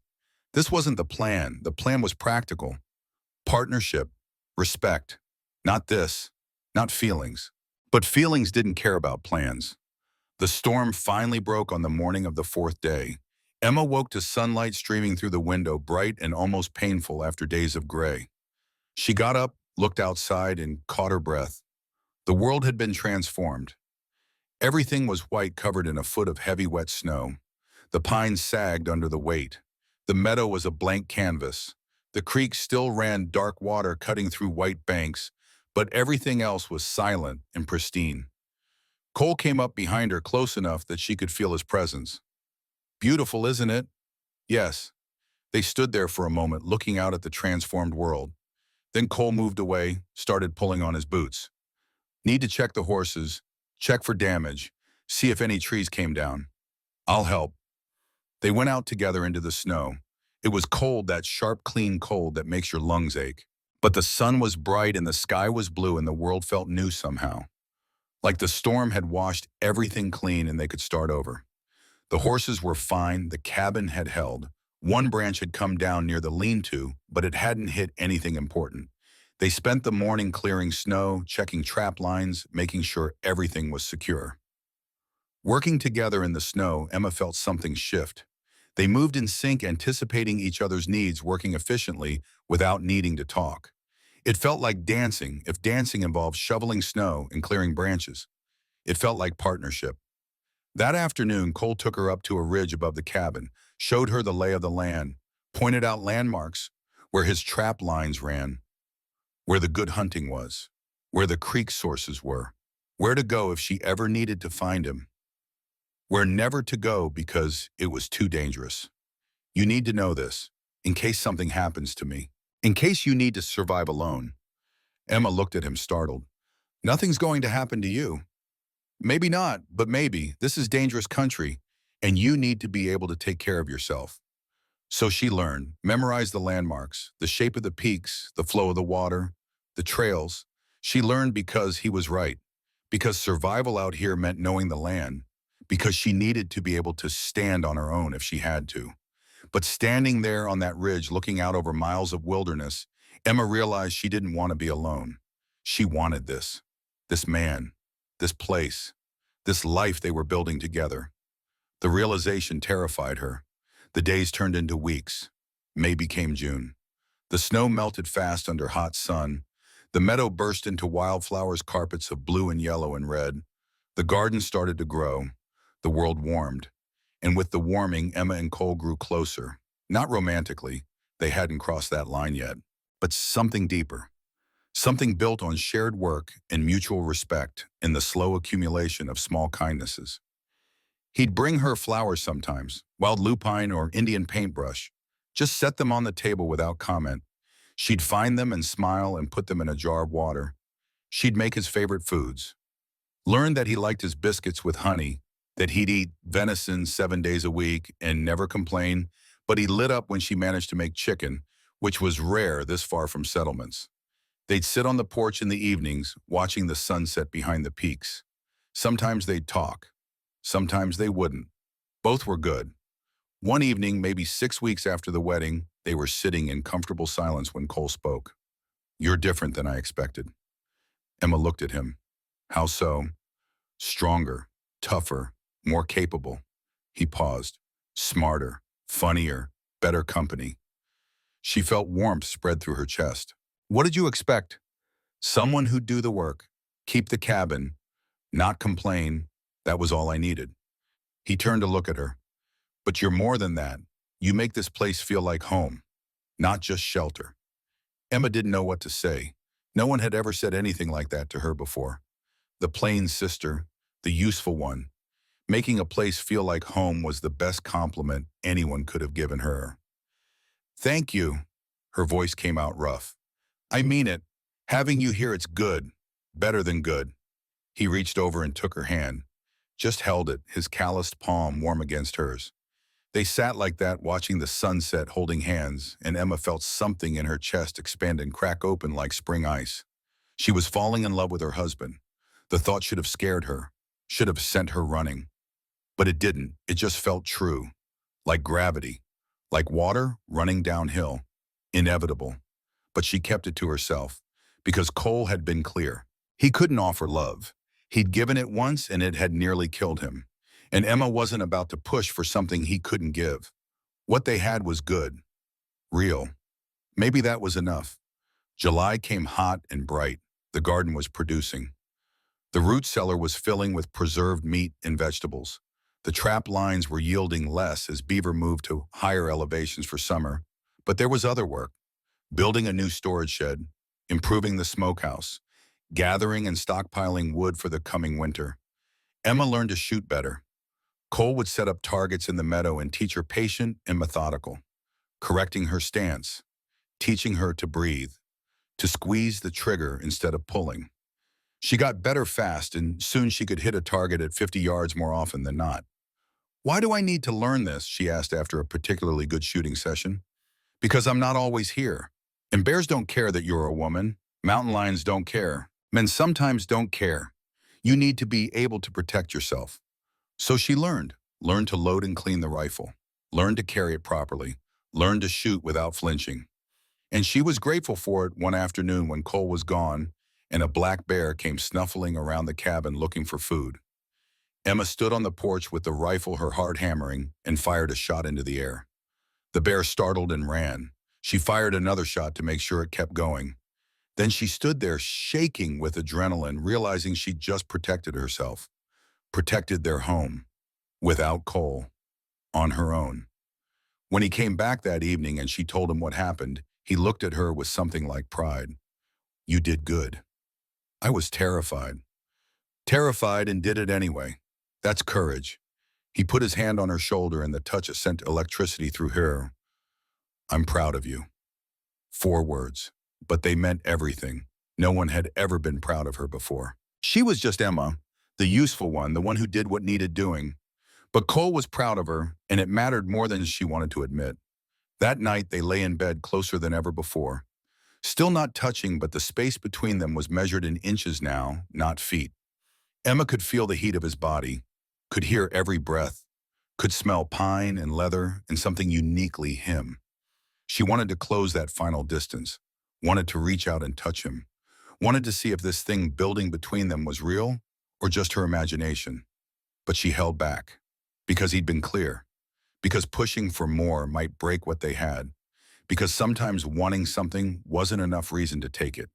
But it was getting harder. Every day, it was getting harder to maintain that distance, to pretend that what they had was purely practical, to ignore the fact that somewhere along the way, this arrangement had turned into something else. And she suspected Cole felt it too, saw it in the way he looked at her sometimes, in the way his hand would linger when he helped her with something, in the way he'd find excuses to be near her.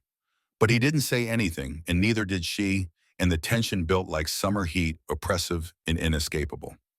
August arrived with thunderstorms that rolled through every afternoon.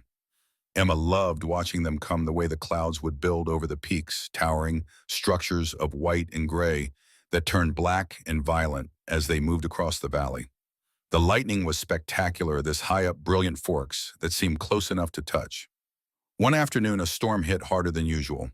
Emma was in the cabin, Cole was out checking the horses. She heard him shout, heard something crash, and ran to the door. He was on the ground near the lean-to, not moving. A branch had come down heavy with rain and caught him across the shoulders.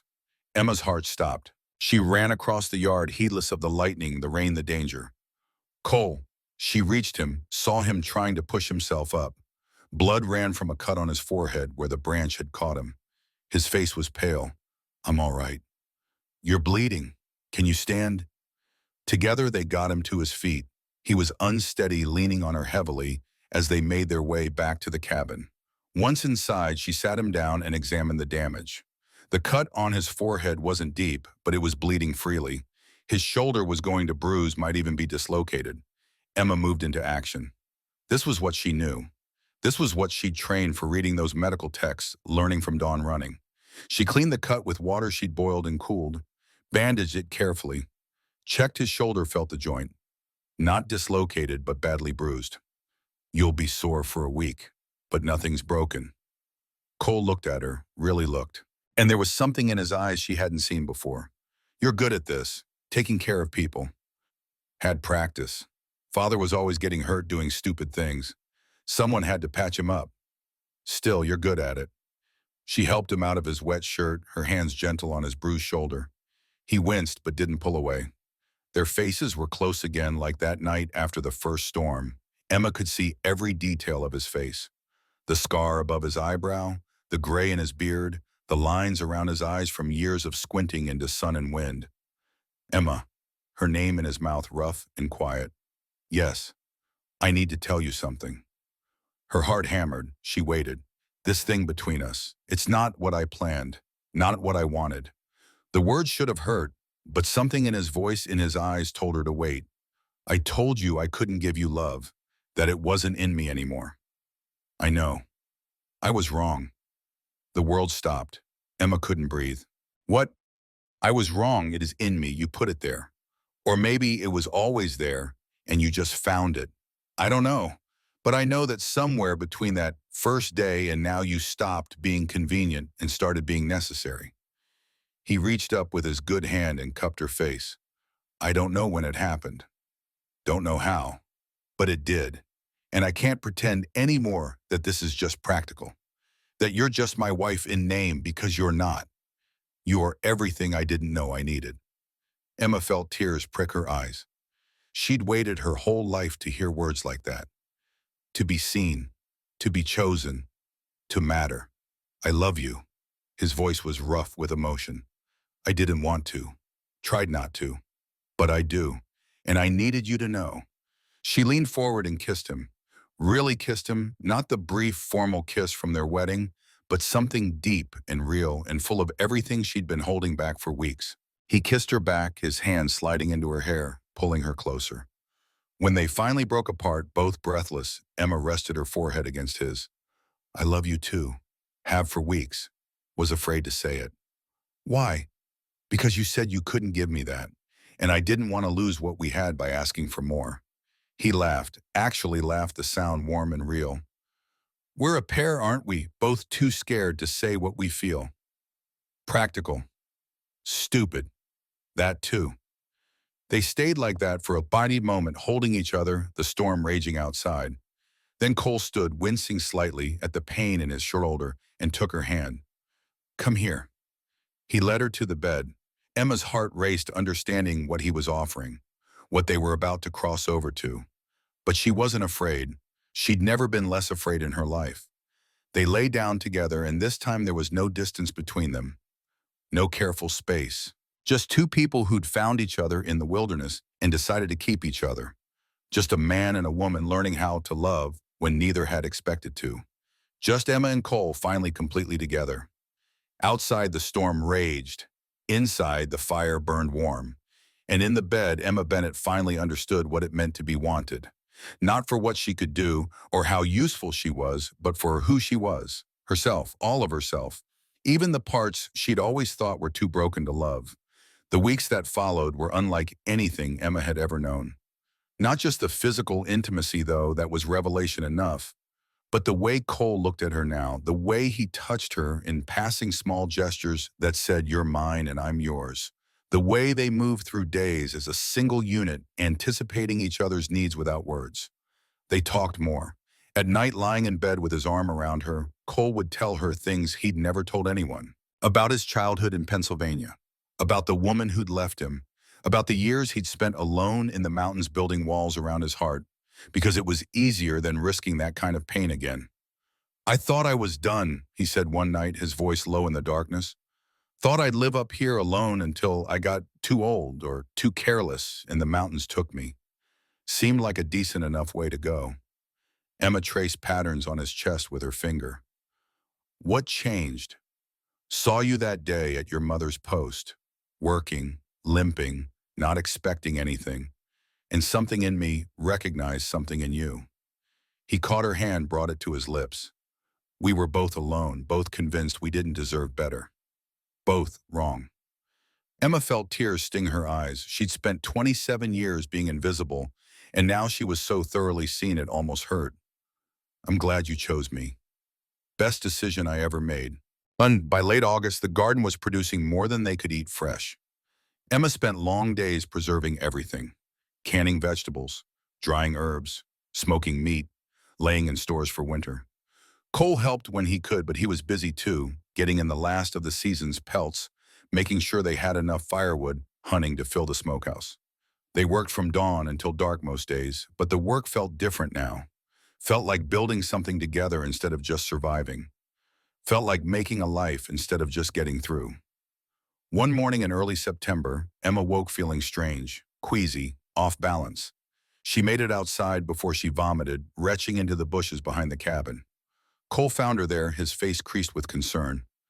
"You all right?" "I think so. Must have eaten something bad." But the next morning it happened again. And the morning after that. By the fourth day, Emma knew. She'd seen this enough times with women at the trading post. The morning sickness, the exhaustion, the way certain smells suddenly made her stomach turn. She was pregnant. The realization terrified her. She thought about the rattlesnake bite when she was 9, the fever afterward, the way her leg had withered. The doctors had said things, medical words she didn't fully understand, but that added up to one terrible possibility. She might not be able to carry a child to term, might not be able to have children at all. That's what Rose had thrown at her the day Cole asked to court her. The poison wrapped in concern. And Emma had believed it because, why wouldn't she? Every other part of her body had failed in some way. Why would this be different? But here she was, pregnant, which meant either the doctors were wrong or she was the exception or she'd just been lucky so far. She didn't know which scared her more. She waited 3 days before telling Cole. Wanted to be sure. Wanted to work through her own fear before adding his to it. But on the third night, as they lay in bed, she finally spoke. "Cole, I need to tell you something." She felt him tense beside her. "What is it?" "I'm pregnant." Silence, long enough that Emma's heart started to sink. Then he sat up, turned to look at her in the dim light from the banked fire. "You're sure?" "Yes." His face was unreadable. Emma felt panic rising in her chest. This wasn't what they'd planned. They'd barely been married 3 months. They were still learning each other. A child was supposed to come later when they were ready, when she'd proven herself capable of surviving up here. "Are you angry?" "Angry." He looked stunned. "Emma, no, I'm not angry." He pulled her close, his hand moving to her still, flat stomach. "I'm terrified, but not angry. Never angry." Relief flooded through her. "I'm terrified too. Why didn't you tell me sooner?" "I wanted to be sure, and I needed to." She stopped trying to find words. "There's something you need to know." She told him about the rattlesnake bite, about the fever, about what the doctors had said, half-remembered medical terms about damaged tissue and slim chances and low probability, about Rose's poisonous revelation and Emma's own deep-seated fear that her body was too broken to do this most basic thing. Cole listened in silence. When she finished, he was quiet for a long moment. Then he spoke, his voice rough. "You think I care about that? I think you should know what you're facing. I might lose this baby. Might not be able to carry to term. Might, Emma." He cut her off, his hand cupping her face. Listen to me. Whatever happens, we face it together. You hear me? Together. If you carry this baby and it comes healthy, that's a blessing. If you lose it, we grieve and we try again. If you can't have children, then it's just us and that's enough. Tears spilled down her cheeks. How can you say that? Every man wants children, wants sons. I want you. Everything else is extra. He kissed her forehead, her cheeks, her mouth. You're enough. You've always been enough. Emma clung to him and cried, releasing years of fear and shame and the belief that her broken body made her worthless. And Cole held her and let her cry and whispered promises into her hair about facing whatever came together. The next morning, Emma woke feeling different, lighter, like she'd been carrying a weight she didn't know was there, and someone had finally lifted it. She made breakfast, and when Cole came in from checking the horses, she smiled at him with something like joy. We're going to be parents. He smiled back, real and warm and unguarded. Yeah, we are. They spent that day doing nothing important, just walking through the meadow, talking about names and futures, and all the small, mundane hopes that came with making a family. It felt indulgent taking a whole day off from work, but it also felt necessary. Like they needed to mark this moment, acknowledge it before the reality of winter and childbirth, and all the hard things to come crash down on them. Late afternoon, they were sitting on the porch when they heard horses. Plural. Cole's hand went to his rifle, instinctive. Visitors this far out were unusual, and unusual could mean dangerous. Two riders emerged from the tree line. One was a man Emma didn't recognize, broad-shouldered and trail-worn. The other was a woman in a riding dress too fine for mountain travel, blonde hair gleaming in the afternoon sun. Rose. Emma's blood went cold. She stood slowly, Cole rising beside her. You know them. The woman is my sister. Cole's jaw tightened. He'd heard enough about Rose to know this wasn't a social call. They rode into the yard. The man helped Rose dismount with a gentleness that spoke of more than professional courtesy. Rose looked around the cabin, the meadow, the rough mountain setting, and her lip curled with distaste. Well, this is quaint. Emma didn't move from the porch. What are you doing here, Rose? Can a sister visit? Rose's smile was bright and false. I've missed you, Mother too. We've been so worried. Somehow I doubt that. Rose's smile sharpened. Emma, I've ridden for 2 days to see you. The least you could do is offer hospitality. Emma glanced at Cole. He gave a small nod. Frontier law. You offered hospitality to travelers, even unwanted ones. Even when every instinct said they'd brought trouble with them. Fine, come in. The man introduced himself as Jack Monroe, a guide Rose had hired in Fort Benton. He was polite but clearly uncomfortable with whatever scheme Rose was running. Emma showed them where they could stable their horses, offered them water and food. Rose picked at the simple meal Emma prepared, her disdain barely concealed. So this is how you live now, how rustic. It's home. Emma kept her voice level. And yet you left Mother's post after barely 3 months of knowing this man. Married him without any real courtship. It all seems so sudden. Rose's voice dripped false concern. We were worried you'd been coerced or tricked. I wasn't. Are you sure? Because Mr. Bennett does seem much older than you, much more experienced. It would be easy for a man like that to take advantage of someone so desperate. Cole's hand tightened on his coffee cup. Oh, but he said nothing. Emma felt fury rising in her chest. Say what you came to say, Rose. Rose set down her fork, abandoning pretense. Mother's going to lose the post. The bank is foreclosing. She has 1 month before she loses everything. Emma had known it was bad, but not that bad. I'm sorry to hear that. Are you because you're up here playing house while our mother loses everything Father built? I didn't abandon her. I got married. To a man who wanted you for your working hands, not your charms. Let's not pretend this is a love match. Emma felt Cole stiffen beside her. Before she could respond, he spoke, his voice cold and level. You should leave. Rose turned to him, her smile vicious. Touched a nerve, did I? Or is the truth just uncomfortable? The truth is you rode 2 days to come here and insult your sister in her own home. The truth is you can't stand that she's happy, that she found something good when you expected her to die alone and grateful for scraps. Rose's face went white with rage. How dare you? I dare because this is my home, and she's my wife, and you're not welcome here. He stood, his size suddenly imposing in the small cabin. You'll stay tonight because it's not safe to travel in the dark. But first light you leave, and you don't come back. Emma, Rose turned to her sister, trying one last time. You can't honestly want to stay here, in this hovel, with him, when you could come home, help mother. Maybe even find someone better suited to get out. Emma's voice was quiet but absolute. Get out of my house, now. Rose stared at her like she'd been slapped. Then she grabbed her riding cloak and stormed out, Monroe following after her with an apologetic glance back. Emma and Cole stood in the sudden silence. Outside, they could hear Rose's voice sharp and angry, and Monroe's calmer tones trying to soothe her. Emma was shaking with fury and something else, something like fear. She's right about one thing. Emma's voice was barely a whisper. What? Your mother, if she loses the post? That's not my responsibility anymore. She's your mother. And you're my wife. My responsibility is here. To you. To this. He gestured at the cabin, the life they'd built. Not to the mother who only saw your value when it could save her investment. Emma knew he was right, but guilt gnawed at her anyway. Catherine had raised her, fed her, kept a roof over her head. And now she was losing everything while Emma was safe and fed and loved in the mountains. I should visit after the baby comes. Make sure she's all right. Cole nodded slowly. If that's what you need to do, we'll do it, together. But not now. Not while you're pregnant and winter's coming. Spring, after the baby's born and you're strong, then we'll go down and see what can be done. You do that for my mother.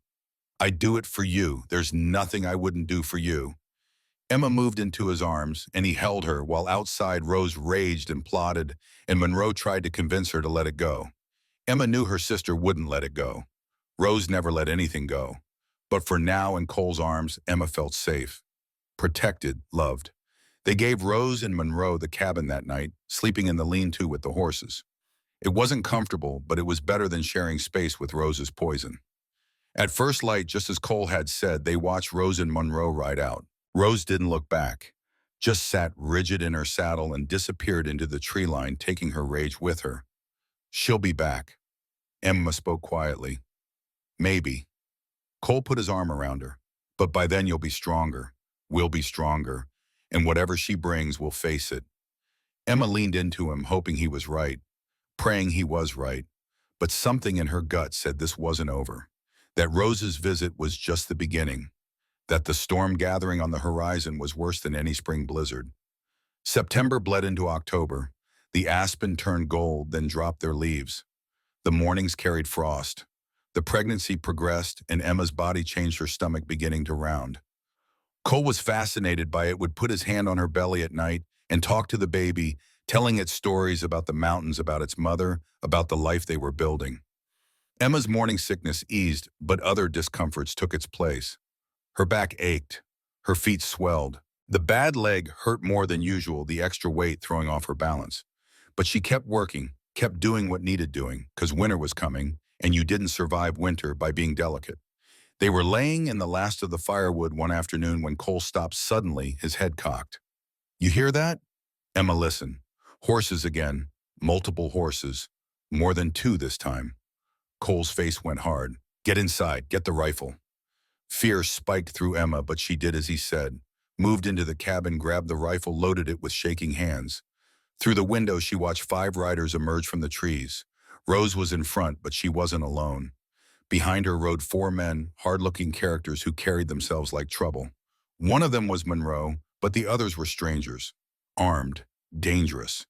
Cole stood in the yard, his own rifle held loose but ready. Emma could see the tension in his shoulders, the way he'd positioned himself between the riders and the cabin, between them and her. Rose dismounted, smiled. But there was something wrong with the smile, something triumphant and cruel.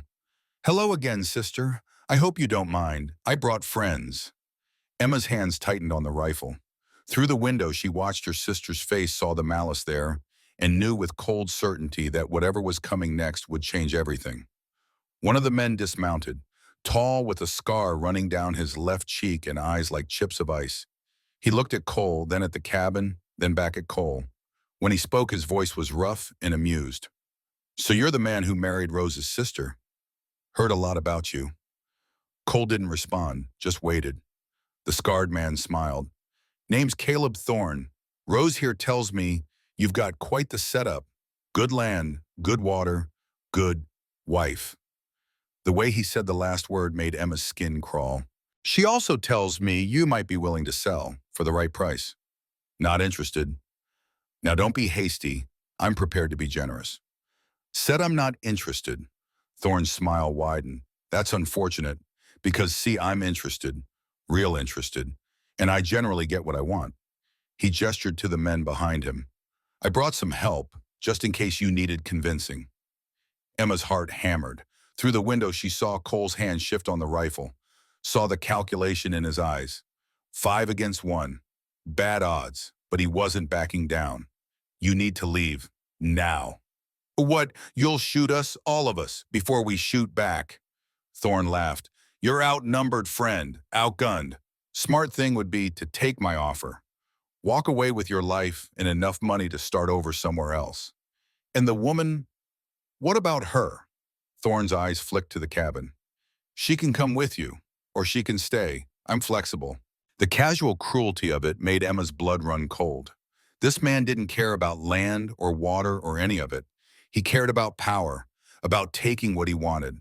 And Rose had led him here, had brought this monster to their doorstep because she couldn't stand seeing Emma happy.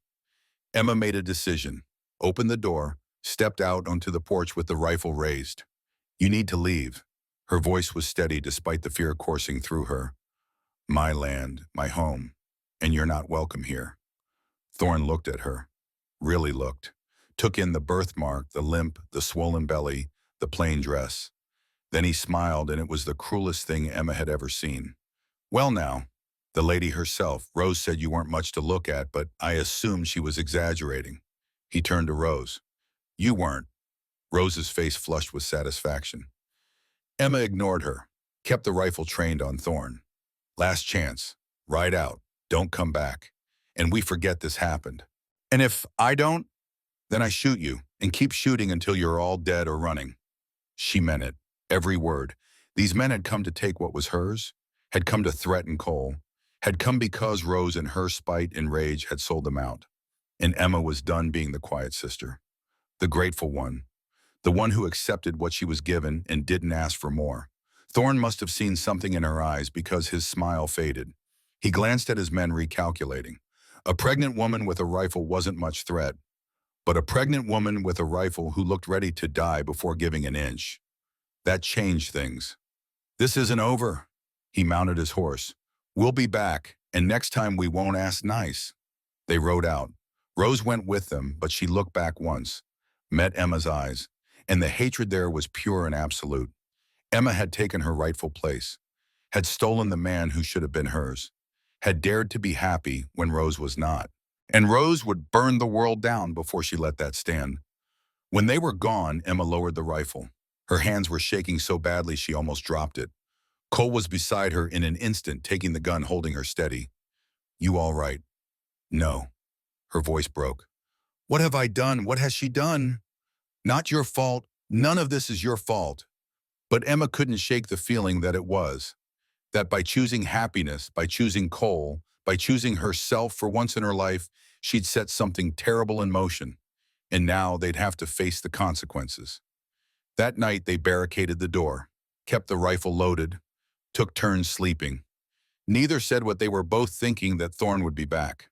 That next time he wouldn't come asking. That Rose had brought a wolf to their door and the wolf wouldn't leave until it got what it wanted or was killed. Emma lay in bed, Cole's arm around her, her hand on her swelling belly, and prayed. She wasn't sure she believed in God anymore. Too much had happened, too much hurt, but she prayed anyway to whatever might be listening for protection, for safety, for a way through whatever was coming, because something was coming.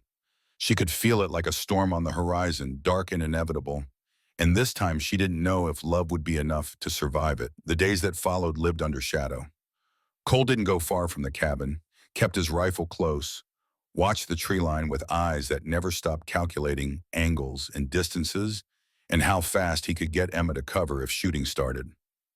Emma hated it, hated the fear, hated that Rose had poisoned even this their sanctuary, the place they'd built together. But most of all, she hated feeling helpless. Her pregnancy was showing now, making her slower, clumsier. The bad leg was worse under the extra weight. She couldn't run, could barely ride. If Thorne came back, she'd be a liability, not a help. Cole never said it, but she saw it in his eyes every time he looked at her. The calculation, the worry, how to protect her when she couldn't protect herself. 1 week after Rose's visit, the first snow fell. Just a dusting, but it was a warning. Winter was coming early this year. They had maybe 6 weeks before the passes closed, and they were completely cut off from the outside world. 6 weeks before it would be just them and whoever came after them, with no help coming until spring. Cole made it a decision. We need to go to Fort Benton. Emma looked up from the shirt she was mending. Why bug? Because we need help. Need to report Thorne and what he's doing. Need to make sure there's a record legal claim filed. Something that says this land is ours and can't be taken. You think the law will help? Emma heard the bitterness in her own voice. Maybe, maybe not, but it's something. And I need to get supplies before we're snowed in. Things we'll need for the baby. Things I can't trap or hunt or make. He knelt beside her chair, took her hand. I know you don't want to leave. But if something happens, if Thorne comes back while I'm gone, or you go into labor early, we need people to know where we are. What's happening? We can't just disappear up here and have nobody know. Emma knew he was right, hated it, but knew it. How long? 4 days there, 2 days to handle business. 4 days back, 10 days total, maybe 11 if weather slows us. That's a long time. I know, but it has to be done. They left 3 days later, Emma riding the mare Cole on his buckskin with the pack horse trailing behind. The journey was hard on Emma. The constant riding made everything ache. Her back screamed, her leg throbbed. The baby kicked and squirmed like it could sense her discomfort. But she didn't complain. Just gritted her teeth and kept going because complaining wouldn't make it better, and they needed to do this. Needed to protect what they had while they still could. They reached Fort Benton on the afternoon of the 4th day. It wasn't much a rough collection of log buildings surrounding a trading post bigger and more established than Catherine's had ever been. But it had a land office, a marshal, a doctor. The infrastructure of civilization such as it was out here. Cole went to the land office first, filed claim papers on his property, paid the fees, got the documentation that said the land was his by law. Then they went to the marshal's office. The marshal was a man named Garrett Stone, no relation to the preacher who'd married them. He was maybe 50, with iron gray hair and eyes that had seen too much. He listened to Cole's story with a face like carved wood, showing nothing. When Cole finished, Stone leaned back in his chair. Caleb Thorne. He said the name like it tasted bad. Yeah, I know him. He's been operating around here for about 2 years, taking land that doesn't belong to him. Intimidating homesteaders. Most folks are too scared to report it. Will you do anything? Stone looked at Emma, at her swollen belly, then back at Cole. What would you have me do? Ride up to your place with deputies and arrest him for making threats? He'll just deny it. Say it was a misunderstanding. And even if I could arrest him, I don't have the men to hold him. His crew would break him out before the trial. So we're on our own. You're always on your own out here. You know that. Stone stood moved to the window. Best I can do is keep your claim on record. So if something happens, if you disappear or the land gets taken, there's evidence. Something for the territorial court to look at when they finally get around to caring about what happens in the mountains. It wasn't much, but it was something. They spent that night at the fort's boarding house, a luxury after months of cabin living. A real bed with clean sheets. Hot water for washing. A meal Emma didn't have to cook. She should have enjoyed it. Instead, she lay awake worrying about the cabin, about what might be happening while they were gone, about whether they'd ride back to find it burned to the ground. Cole felt it too. She could tell by the way he held her tighter than usual, like he was afraid she might disappear. We'll figure this out, his voice in the darkness. I promise. We'll figure it out. How? I don't know yet, but I've survived worse. We'll survive this. Emma wanted to believe him. tried to believe him, but fear had its hooks in her now, and she couldn't shake it. The next morning, Cole took her to the doctor. A thin man named Webster who looked like he'd never been outside a day in his life, all pale skin and soft hands. But his eyes were sharp and he examined Emma with competent thoroughness. "You're healthy. Baby seems strong. Should be born around February, I'd say." He washed his hands in a basin. "Though given your history with that snake bite, you'll want to be careful. The damaged leg might make labor harder, and there's always risk with any birth, especially first ones." "She'll be all right, though." Cole's voice was tight. "Most likely.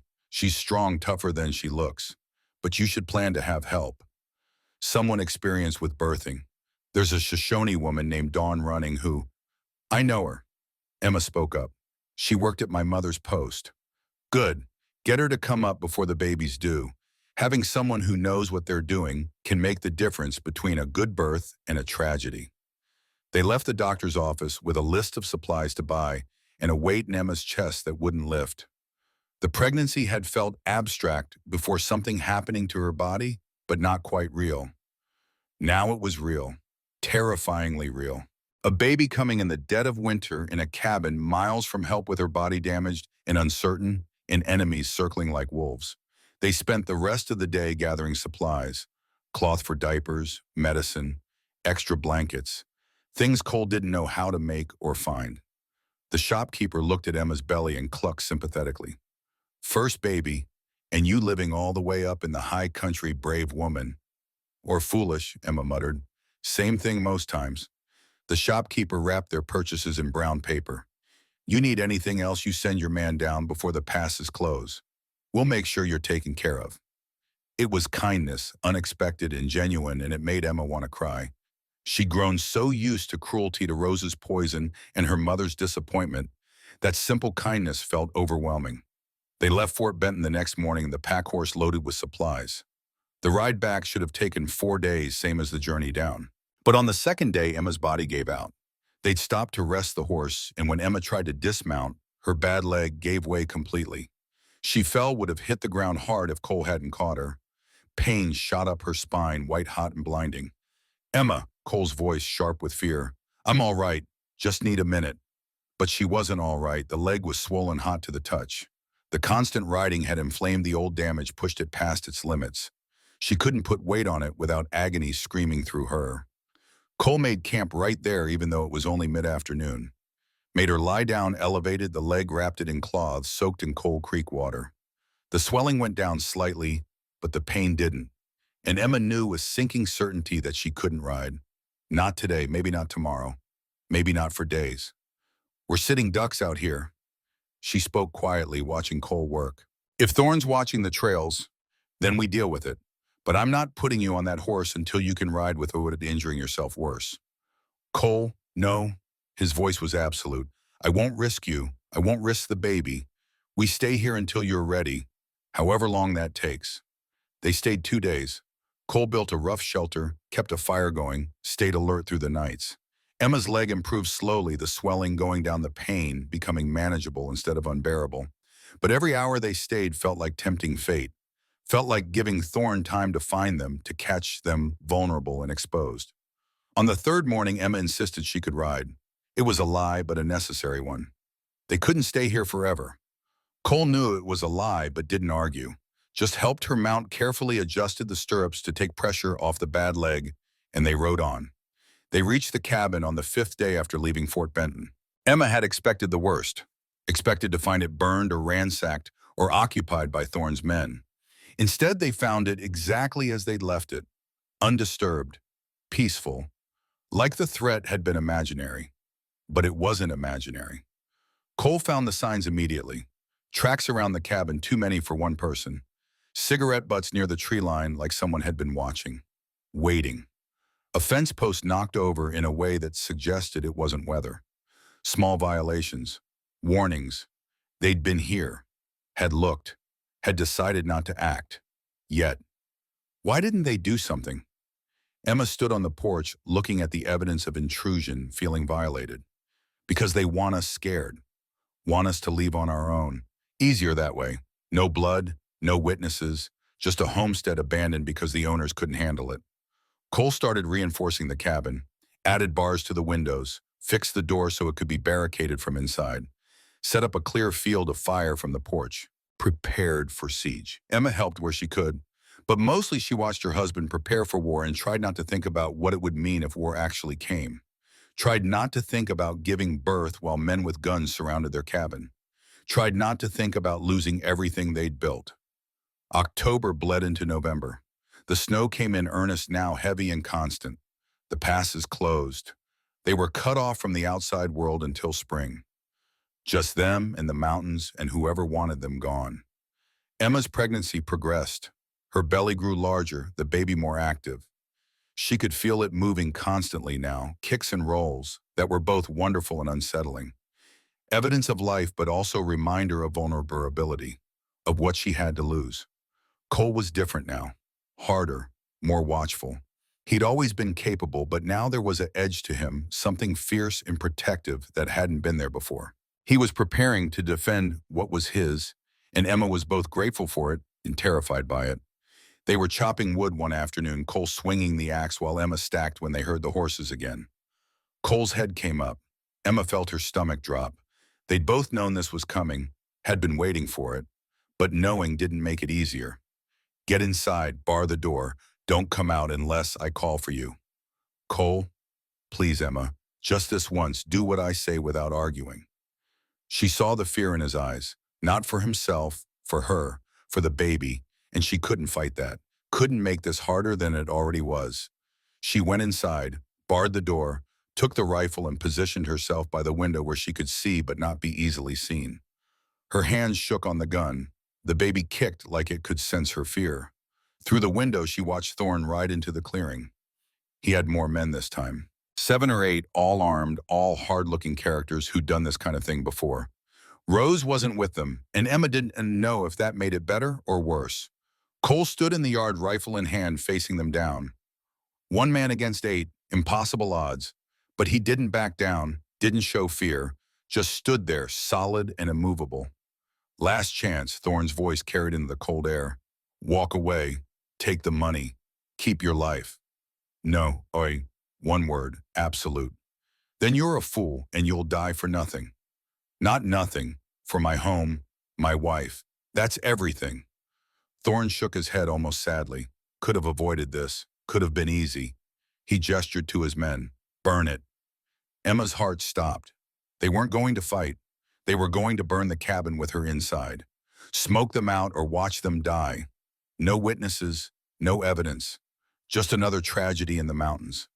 She watched 2 men dismount, saw them pulling torches from their saddlebags. Watched them light the torches from a small fire they built.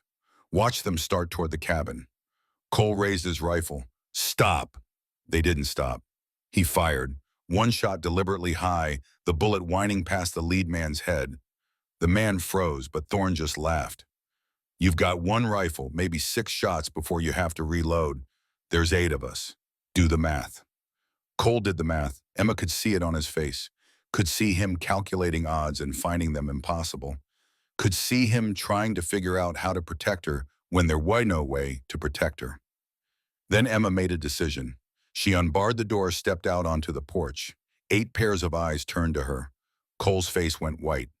Emma, get back inside. She ignored him, raised her own rifle, aimed at Thorn. 2 rifles, 12 shots before we reload. How many of you die before we go down? Want to find out? Thorn studied her. The pregnant woman with the birthmark and the limp holding a rifle with hands that didn't shake anymore. Behind her, the cabin they'd built together. Beside her, the man who'd chosen her. Everything she had to lose. Everything she'd fight for. You'd die for this. I'd kill for it. Her voice was steady. You might take us down. Probably will. But some of you die first. Maybe you. Maybe him. She shifted her aim slightly to one of the men holding torches. Definitely whoever tries to set fire to my home. So ask yourself if this land is worth dying for. Because I already know my answer. Silence. The kind of silence that comes before violence or retreat. The men looked at Thorn, waiting for his call. Thorn looked at Emma and Cole, both armed, both ready, both willing to die before giving up what they'd built. Then from the tree line, a voice. Drop your weapons. Everyone turned. Marshal Stone stepped out from the pines, flanked by 4 deputies, all with rifles raised. Behind them came more men, homesteaders from other properties. Men Thorne had threatened. Men who'd been too scared to stand alone, but found courage in numbers. Stone moved forward, his rifle never wavering. Caleb Thorne, you're under arrest for extortion, illegal seizure of property, and attempted murder. You got no proof. Oh, got plenty of proof. Got 3 homesteaders willing to testify you did the same to them that you're doing here. Got tracks. Got witnesses who saw you making threats in Fort Benton. Got enough to hang you twice over. Stone looked at Thorne's men. Rest of you can drop your weapons and ride out, or you can stand with him and hang too. Your choice.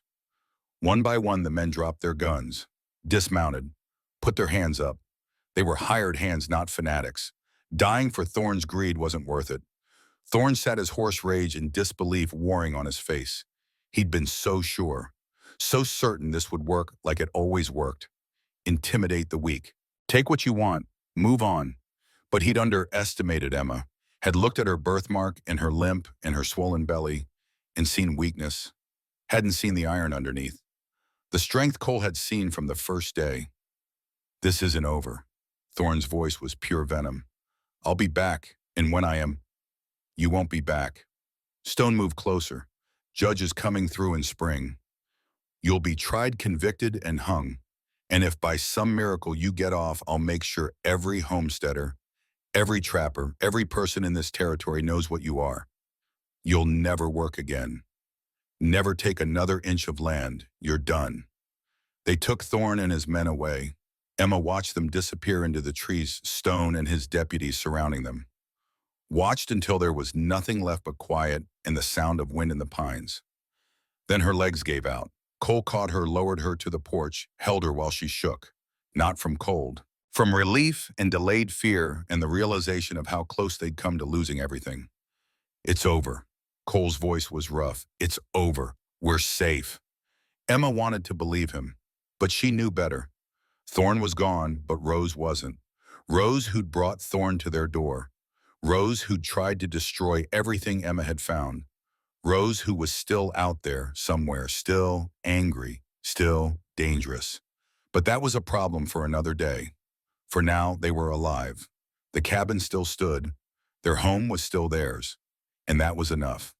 The homesteaders who'd come with Stone stayed long enough to help Cole finish the reinforcements on the cabin, to check the property, to make sure no one else was lurking.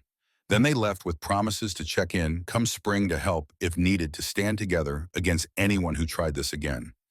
Emma learned later that Stone had been watching Thorne for months, had just been waiting for enough evidence, enough witnesses willing to talk. Cole's complaint had been the catalyst, but it was the other homesteaders, scared and angry, and finally brave enough to speak, who'd sealed Thorne's fate. One of them, a grizzled man named Henry Cooper, stopped by the porch before he left. You did a brave thing today.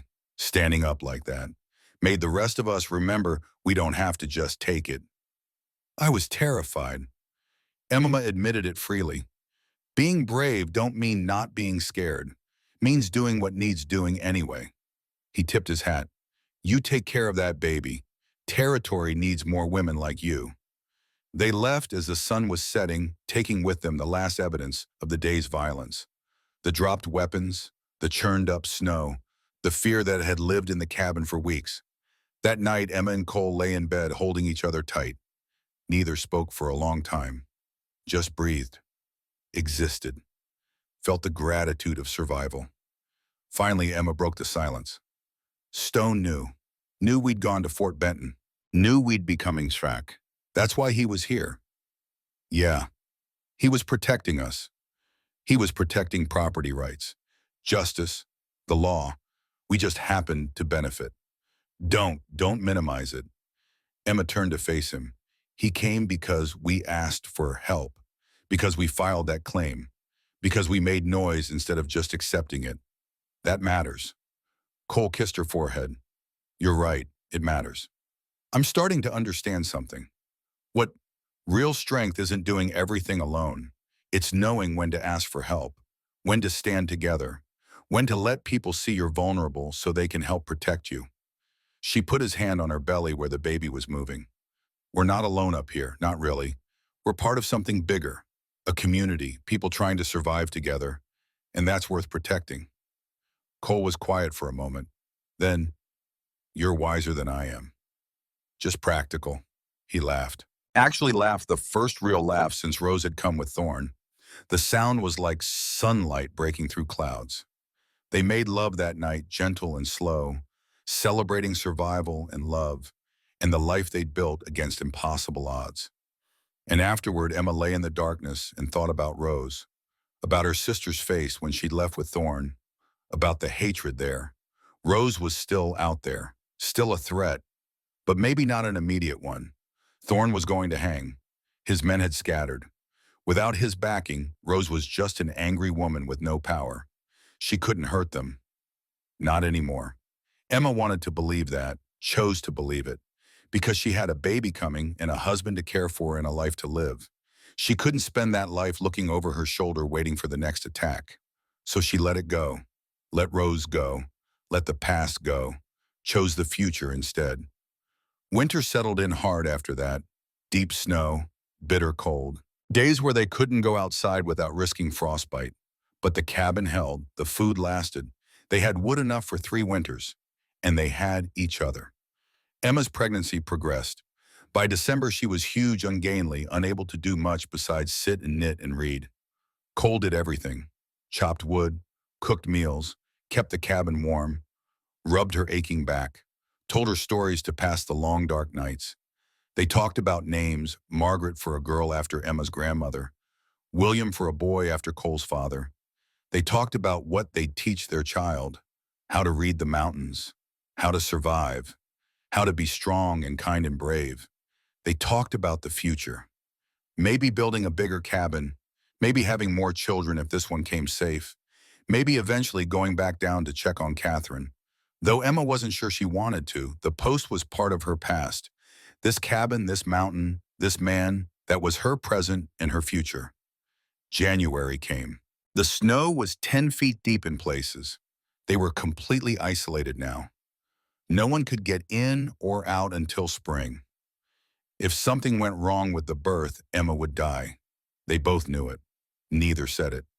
Emma went into labor on a night in early February when the wind was howling like something alive, and the cold was so profound it hurt to breathe. She woke to cramping, felt the wetness between her legs and knew. Cole.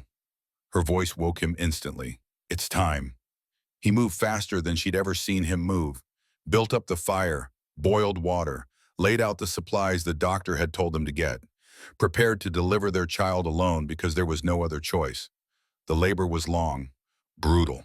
Hours that stretched into a day, Emma crying out with pain, Cole holding her hand and wiping her forehead and whispering encouragements he wasn't sure he believed. The bad leg cramped made everything worse. She thought she might die, thought the baby might die, thought they might both die and Cole would be left alone in this cabin with their bodies and no way to escape until spring. But Emma was strong, stronger than she knew, stronger than the snake bite that had crippled her, stronger than the years of being told she wasn't enough, stronger than fear and pain and the possibility of death. She pushed, screamed, bled, fought. And finally, as dawn broke gray and cold outside the cabin, their daughter was born. Cole caught her, his hand shaking, cut the cord with a knife he'd sterilized in the fire, cleaned her with cloths dipped in warm water, wrapped her in the softest blankets they had. And when she cried that first thin wail of protest at being dragged from warm darkness into cold light, Cole cried too. He placed the baby in Emma's arms. She was tiny, red, wrinkled, perfect. All her fingers and toes. Breathing. Alive. Real. Margaret. Emma whispered the name, touching her daughter's face with wonder. Margaret Bennett. Cole knelt beside the bed, one arm around Emma, one hand touching their daughter's impossibly small head. They stayed like that for a long time, the three of them, while outside the wind howled and the snow fell and the mountains stood eternal and indifferent. But inside the cabin, there was warmth. There was love. There was family. Emma had spent 27 years being invisible, being the broken sister, the unmarriageable one, the girl nobody wanted. And now she was a wife, a mother, loved, chosen, essential. She looked at Cole, at his weathered face and dark eyes, and the gentle way he held their daughter, and thought about the day he'd ridden into her mother's post, the day he'd looked past Rose's beauty and seen Emma's strength, the day everything had changed. Thank you. Her voice was hoarse from screaming. For what? For choosing me, for seeing me, for making me believe I was worth something. Cole leaned forward, kissed her forehead. You were always worth something. I just recognized it. That's not the same as creating it. Margaret made a small sound, and they both looked down at her, this tiny life they'd made together. This impossible, perfect thing. She's going to be strong like you. Cole said it like prophecy. And brave. And kind. She's going to change the world. Emma smiled, exhausted and happy, and more at peace than she'd ever been. She's going to be loved. That's all that matters. She's going to know every day of her life that she's loved and wanted and enough exactly as she is. Cole nodded, understood what Emma wasn't saying, that Margaret would never grow up feeling like she had to earn love, would never be the invisible one, would never wonder if she was second choice. Outside, the storm raged, but inside, the Bennett family was safe and warm and whole, and that was everything. Spring came eventually, the snow melted, the passes opened. Cole rode down to Fort Benton with news that Emma and the baby had survived. Brought back Dawn running, who came to check on them to make sure Emma was healing properly, to teach her the things new mothers needed to know. Dawn held Margaret and smiled. She has your eyes and your strength. She'll be a force. She looked at Emma. You did well. Your mother would be proud. I doubt that. Emma couldn't keep the bitterness out of her voice. Then your mother is a fool. Dawn handed back the baby. You have everything that matters. Love, family, home. That's more than most people ever get. She was right. Emma knew she was right, but there was still a hole where her mother should have been, where Rose should have been. Family should have mattered, should have been there for this, but they weren't, and Emma had to make peace with that. Cole brought other news from Fort Benton. Thorne had been tried and convicted, would hang in 2 weeks. His men had scattered. The homesteaders he'd threatened were safe now, rebuilding, starting over. And Rose had disappeared. Left the territory entirely after Thorne was arrested. Nobody knew where she'd gone. East, probably. Back to civilization. Away from the mountains that had rejected her beauty and chosen Emma's strength instead. Emma tried to feel sorry for her sister, tried to find compassion. But mostly she felt relief. Rose was gone. The threat was over. They could live their lives without looking over their shoulders. Years passed. Margaret grew from infant to toddler to child. She learned to walk in the meadows surrounded by wildflowers, learned to ride on Cole's gentle buckskin, sitting in front of her father completely fearless, learned her letters from the books on Emma's shelves, learned the names of plants and animals and mountains, learned that her mother limped and had a mark on her face, and that neither of those things made her less, made her strong instead.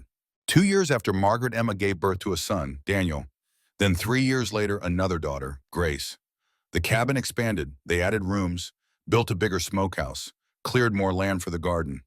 The operation grew, prospered, not wealthy by any standard, but comfortable, secure, enough. Other families moved into the area, drawn by the good land and the protection the law now provided. A small community developed, not a town exactly, just scattered homesteads within a day's ride of each other. People who helped each other, who stood together against whatever came, who made civilization out of wilderness, one cabin at a time. Emma became the person people came to when they were sick or hurt. Her knowledge of medicine, learned from books and Dawn running, and years of experience made her invaluable. She delivered babies, set broken bones, treated fevers, saved lives. And in doing so, she finally understood what Cole had seen in her that first day. Not her usefulness, her competence, her capacity to take what was broken and make it whole. Catherine lost the trading post as they'd all known she would. She came to live with Emma and Cole for a winter when Emma was pregnant with Daniel. The visit was awkward, painful. Catherine couldn't quite accept that Emma had succeeded where Rose had failed. Couldn't quite believe this rough mountain life was better than the failed post had been. But she was grateful for the shelter, and Emma was glad to provide it. Family was complicated, but it was still family. Dawn Running told Emma years later that Rose had married an army officer, had gone east with him, had the fine house and society life she'd always wanted. Emma tried to be happy for her, tried to let go of the resentment and hurt. Sometimes she succeeded, sometimes she didn't. It was a work in progress forgiveness, but she worked at it, for herself more than Rose. One evening, maybe 10 years after their wedding, Emma and Cole sat on the porch watching their children play in the meadow. Margaret was teaching Daniel to shoot. Grace was gathering wildflowers, singing to herself, completely content. "You ever regret it?" Emma asked quietly. "Regret what?" "This, me, choosing the broken sister over the beautiful one." Cole turned to look at her. Really look. At the gray in her hair now, at the lines around her eyes, at the birthmarks she still carried and the limp that never went away. At all of her exactly as she was. Never, not once, not for a second. He took her hand. "You were never broken. You were just waiting for someone to see you right." Emma leaned against him, watching their children, their life, the home they'd built together from nothing. And she thought about that first day, about standing in the yard with wood chips in her dress while a stranger asked to court her, about the disbelief and confusion and the terrifying hope that maybe, just maybe, someone saw a value in her. He'd seen it, and in seeing it, he'd made it real. Or maybe it had always been real, and she just hadn't known. Either way, she was here, loved, essential, whole. "Thank you for choosing me." Her voice was quiet. "Thank you for letting me." The sun set behind the mountains. The children came in for supper. The fire burned warm. And the Bennett family, built on love and partnership and the courage to stand together against whatever came, lived on in the high country where beauty was less important than strength, and second choices sometimes turned out to be the only choice that mattered.